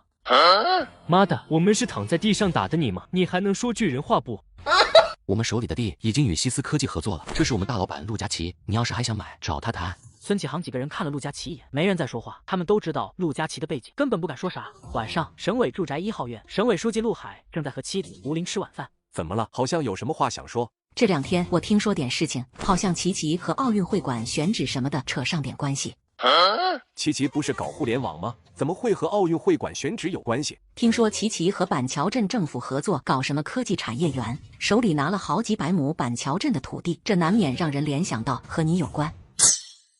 什么？拿了几百亩？陆海也是吃了一惊，关于奥运会馆的选址，极大可能就是选在板桥镇。陆海怎么也没想到，自己女儿居然在那里买了几百亩地。有时间喊她回家吃晚饭，当面问问就知道了。如果他们公司真的在板桥买了几百亩地，无论如何，我是都要写一份说明材料交给组织的。这个丫头净给我找麻烦。你倒是挺自信，人家可在传是你透露了消息给自己女儿的。传言总是会有的。不过没做过的事，也不用因为一点传言就害怕。最近很多人在打板桥镇土地的主意，攀扯上琪琪也是应有之义。不过咱可说好了，你们2个不要一见面就又吵。对了，上次在公安局遇到和琪琪在一起的那个小伙子怎么样？我感觉琪琪和他挺亲密的。我可不敢问，不然你又说我们见面就吵。你们父女真的是一个比一个犟。桂城大酒店内，孙启航几个人凑在一间套房里，在我那碰了一鼻子灰后，他们已经又在桂城待了1周。孙少，那个姓李的老板打电话说他愿意把地卖给我们，不过价格要60万1亩。妈的，60万就60万，我打听过了，只要不超过100万，就肯定有的赚。由于板桥镇有可能成为奥运场馆建设地的风声已经在渐渐传出来，板桥镇区域的土地价格已经从原来的20万左右涨到了50、60万。跟他约好时间，我们再去把那块地看一下，就可以签协议。孙少，我朋友已经帮我找到人收拾那个蠢风，对方要5万，怎么样？你和他们说，我加1倍，给我把他的一条腿打断。1天后，孙启航等人来到板桥镇一处挂着玻璃加工牌子的废弃工厂大门口。加上这块地，我们也收了100多亩地，哥几个把钱再凑凑，按照这个价格还能收100多亩，这趟也算没白来。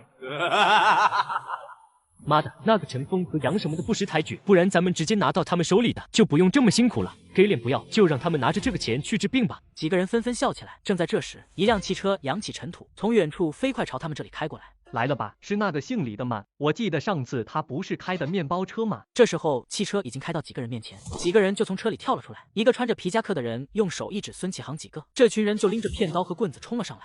一个调外马，跑我们桂城牛逼什么？有钱是吧？2天内你们这群呆逼还不滚出桂城，老子就挖个坑把你们全埋在这。另一边，我正在和陈文涛通电话。人没打坏吧？可别搞出个重伤害，那警察就要揪着不放了。肯定没事，老杨皮带去的都是老手，下手有分寸。除了恶心点，验伤的话屁用没有。这主意可真缺德，以后我得离老杨皮远点，真看不出这家伙蔫坏的。你也小心点，这帮呆逼也是蔫坏的。这次要不是他们找的人正好是我兄弟，搞不好吃亏的就是你。我也没想到孙启航竟然会起了买凶伤人的念头。陈文涛说的没错，自己毫无防备的情况下，如果不是运气好，这次倒霉的就是自己。钱难赚屎难吃啊，想赚点钱多不容易。这时老汪进来找我，一脸开心的说道：“老弟，你的幸福生活来了，李总叫你去找他。”老哥，你说啥呢？我咋听不懂啊？你去见李总就知道了。李青山办公室内，就看到李青山紧皱眉头，翻看着面前的一大叠文件。老板，出了什么事？五运华庭这个项目还需要多久能结束？从头到尾我都是交给你负责的，你要是走了，你觉得谁能够接手？我往哪走？李青山又盯着我看了半天，发现我不似作伪，神情缓和下来，问道：“你自己不知道？”我知道什么？今天早上省委组织部发了文件过来，让你参加省委党校9月份的青干班学习，你事先不知道？我马上想到这是王鹏飞的安排，但当时明明说好1年的时间把五运华庭项目做完的。老板，我是曾经和王省长说过，以后想去体制内发展，但当时说的是把手里的项目做完后再考虑。王省长也同意。这次的学习，我是真不知道怎么回事。我就说你即使想走，最起码也会提前和我说才对，不然你负责的那些事千头万绪的，别人想接手都不知道怎么接。不过，老板你放心，五运华庭这个项目我肯定会弄好。党校的这个学习，我能不去吗？胡闹！这种青干班一般是干部提拔前进去强化理论知识的，也就是说，被安排进青干班学习，就意味着组织准备把你安排到更重要的岗位。那我算怎么回事？我这情况也不可能有什么重用吧？那你就应该去问别人了。你抓紧找个熟悉五运华庭项目的人接手你的工作，你先出去吧。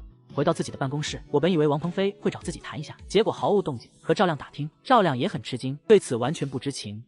别得了便宜卖乖，这种青干班多少人求都求不来，你还东想西想的。只因上一世我遭奸人所害，重活一世，我靠着救下江省副省长，直接进入青干班学习。参加完开学典礼，在分配的学员宿舍安顿下来。省委党校的学员宿舍是4人间，我的另外3个舍友分别是苏城市高新开发区管委会副主任孟飞、通城市委督察室副主任杜明华，以及省政研室综合处处长李德志。陈峰，你别不说话装深沉啊，说说你的看法。我一直都在企业里，真不懂这些。说句心里话，我现在都还不明白，怎么让我来参加这个学习班呢？你还别说，陈峰这种情况确实很少见吧？哎，李处，你在省委待的时间长，你听说过这样的吗？青干班嘛，都是有来处有去向，我还真没听说过稀里糊涂进来的事，除非嘿嘿。李德志说完，举起手指指了指上面，继续说道：陈峰，我们这也算同学，虽然只有2个月，但也是亲同学，说不定我们3个以后还要靠你罩着，到时候可别当不认识我们。对。另外2个人也似乎明白了什么，不再追问我这个问题。我有点不好意思，便说道：明天才正式开学，晚上我请客，咱们4个好好喝点。我们几个都是清水衙门，穷得很。陈峰在企业属于财主，今天我们吃大户。我正要再说，口袋里的电话响，拿出来一看，却是张小乐。我一边说着，一边出来接起电话。你让我找好伸手的人，我找到的，我的兄弟吕进，他会跟你联系的。好的，我这边还有事，我先忙。接下来的日子，我就安心在党校开始新奇又略显枯燥的学习生活。人总是会在潜移默化中受到身边环境的影响。我足足花了半个月的时间来适应身边都是官员的环境。帝都明阳区一栋普通住宅楼202室，运发集团副总经理孙连科狠狠地把电话关机。怎么，姓王的怎么说？还能怎么说？永远是冠冕堂皇那一套。真不明白当初爸是怎么想的，让妹妹嫁到王家。你爸还以为能攀个高枝儿，跟着姓王的捞多少好处呢？结果算盘打错了呗，人家根本看不上咱们，好处宁可给外人。孙启航从沙发上跳起来，本来还算白净的脸，因为愤怒和羞辱显得潮红。王倩倩那个小贱人，看着我挨打，还在和那个野男人眉来眼去。我们后来被人算计，肯定也是那个野男人使的坏。妈的，一个小市民从哪搞来几百亩的地，还不是姑父给弄的？大呼小叫的干什么？下次我再听到你说话不干不净的，就给我从家里滚出去！他在贵城挨了打，你那个好妹夫和外甥女帮着外人欺负他，回家还要被你骂，别一口一个姑父了，人家压根没拿咱们当亲戚，就别往人家眼前凑。你也少说几句，尤其下次他姑姑来，你要是再敢摆脸色，你也滚。好了，我下次不会了。这不是儿子受了委屈，一时气不过吗？启航也不小了，想自己做点事业，明明是好事，却无缘无故的被人打成这样，你也别骂他了。爸，这次真的不是我惹事，到了江省我都没去找那个姓王的，是他们怕我抢了他们的好处，找人打我的。你给我闭嘴！人家要真想对付你，还需要找流氓打你，你当别人和你一个档次，不成器的东西。老孙，你也别光知道骂孩子，你看看咱家又靠不上大人物，在帝都这种地方，没权再没钱，那孩子以后怎么办？头发长见识短，别在这和我演戏，我带你们去个地方。1个多小时后，孙连科一家来到2环外一处小院子。爸，我们来这里干嘛？难道这里要拆迁？孙连科懒得理会，从包里找出一把钥匙开门，当先走了进去。房间内很昏暗，只有一盏小小的灯泡照明，但摆满半个屋子的钞票，却差点把他们的眼睛亮瞎。老孙，这得是多少钱啊？是我们的，这只是很少的一部分。回到家中，罗威和孙启航依然没有从震惊中缓过神来，坐在客厅里，都满眼热切地盯着孙连科看。别问，你们不需要知道那么多，你们只要知道，你炒地皮那点钱根本就不算什么。爸，我去给你倒水。钱咱家是不缺的，但这里是帝都，要低调，张扬的人死得会很快。启航，你不是想做事吗？准备一下，后天跟车去粤省吧，把今天晚上看到的那些钱送到海潮去。为啥要送走？你懂什么？那么多钱，现在给你，你就敢花？你1个月工资多少？我1个月工资多少？裕发在海潮有分公司，明天我会安排人把这些钱装在发往海潮分公司的货物里。到了海潮那边分公司的徐海军会教你接下来怎么做。爸，这是咱家自己的生意，运发自然是国家的，但咱家的生意可比运发还要大。比运发还要大？孙启航再次目瞪口呆。2个月后，我在党校的学习结束，算是一次对自身的整理，在尝试接受转变的同时，去掉浮躁，未来的目标更加清晰。次日，我回到公司，李青山就给我介绍了一位新同事。这位是秦森，我好不容易在沪市挖来的，有过在琼岛开发的经验，暂时配合你工作。这是意料之中的事情。李青山既然要在地产这个领域大展拳脚，就不可能因为我的离开就暂缓脚步。下午我与吕静见面，让他提前动身去海潮，并凑出2万块钱给吕静带上。不用带这么多钱，我到那边可以找个工作先干着，这样也方便打听情况。都拿着。张小乐和我说了你的情况，你这一去要好几个月，起码给家里留点钱。我现在手里钱不多，过阵子我会再拿钱给你老婆的。那我就拿着吧，家里也确实需要钱。海潮都是客家人，虽然我没去过，但听说那边极度排外，本地人都有各自的宗族，亲戚连着亲戚，外地人根本融不进他们的圈子。你自己小心些，找个工作倒不失为一个好办法。我知道，我会小心的。几天后，有一件让我吃惊的事，赵亮不再担任王鹏飞的秘书，调任贵城市越秀区任区委常委副书记，并兼任代区长。赵亮在省委做了好几年的冷板凳，这回不说是一飞冲天，也算是前进了大大的一步。我立马拿起电话给赵亮打了过去。赵哥，你这算是3级跳吧？王省长是帮你把前几年的损失一下子补回来，还加很多利息啊！我到现在都还像做梦一样呢。也不瞒你说，事先真的一点风声都没有，领导大概都没有这个想法，就是非常突然。不过咱也不敢打听。你还打听啥？就当是领导的爱护呗。虽然不如去下面当个县委书记或者市长好，但不用离开贵城，离领导还近，也非常不错。以后见你，我也得叫你领导了。别拿我寻开心，能不能干好，我心里还没底呢。等我忙完这段时间，请你吃饭。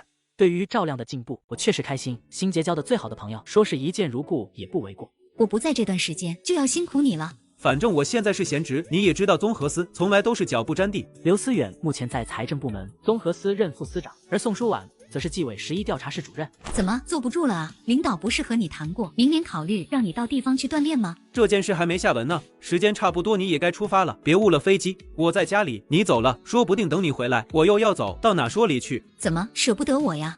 我也舍不得妈妈。刘思远还没说话，儿子已经抢先说道。夫妻2个一起笑起来。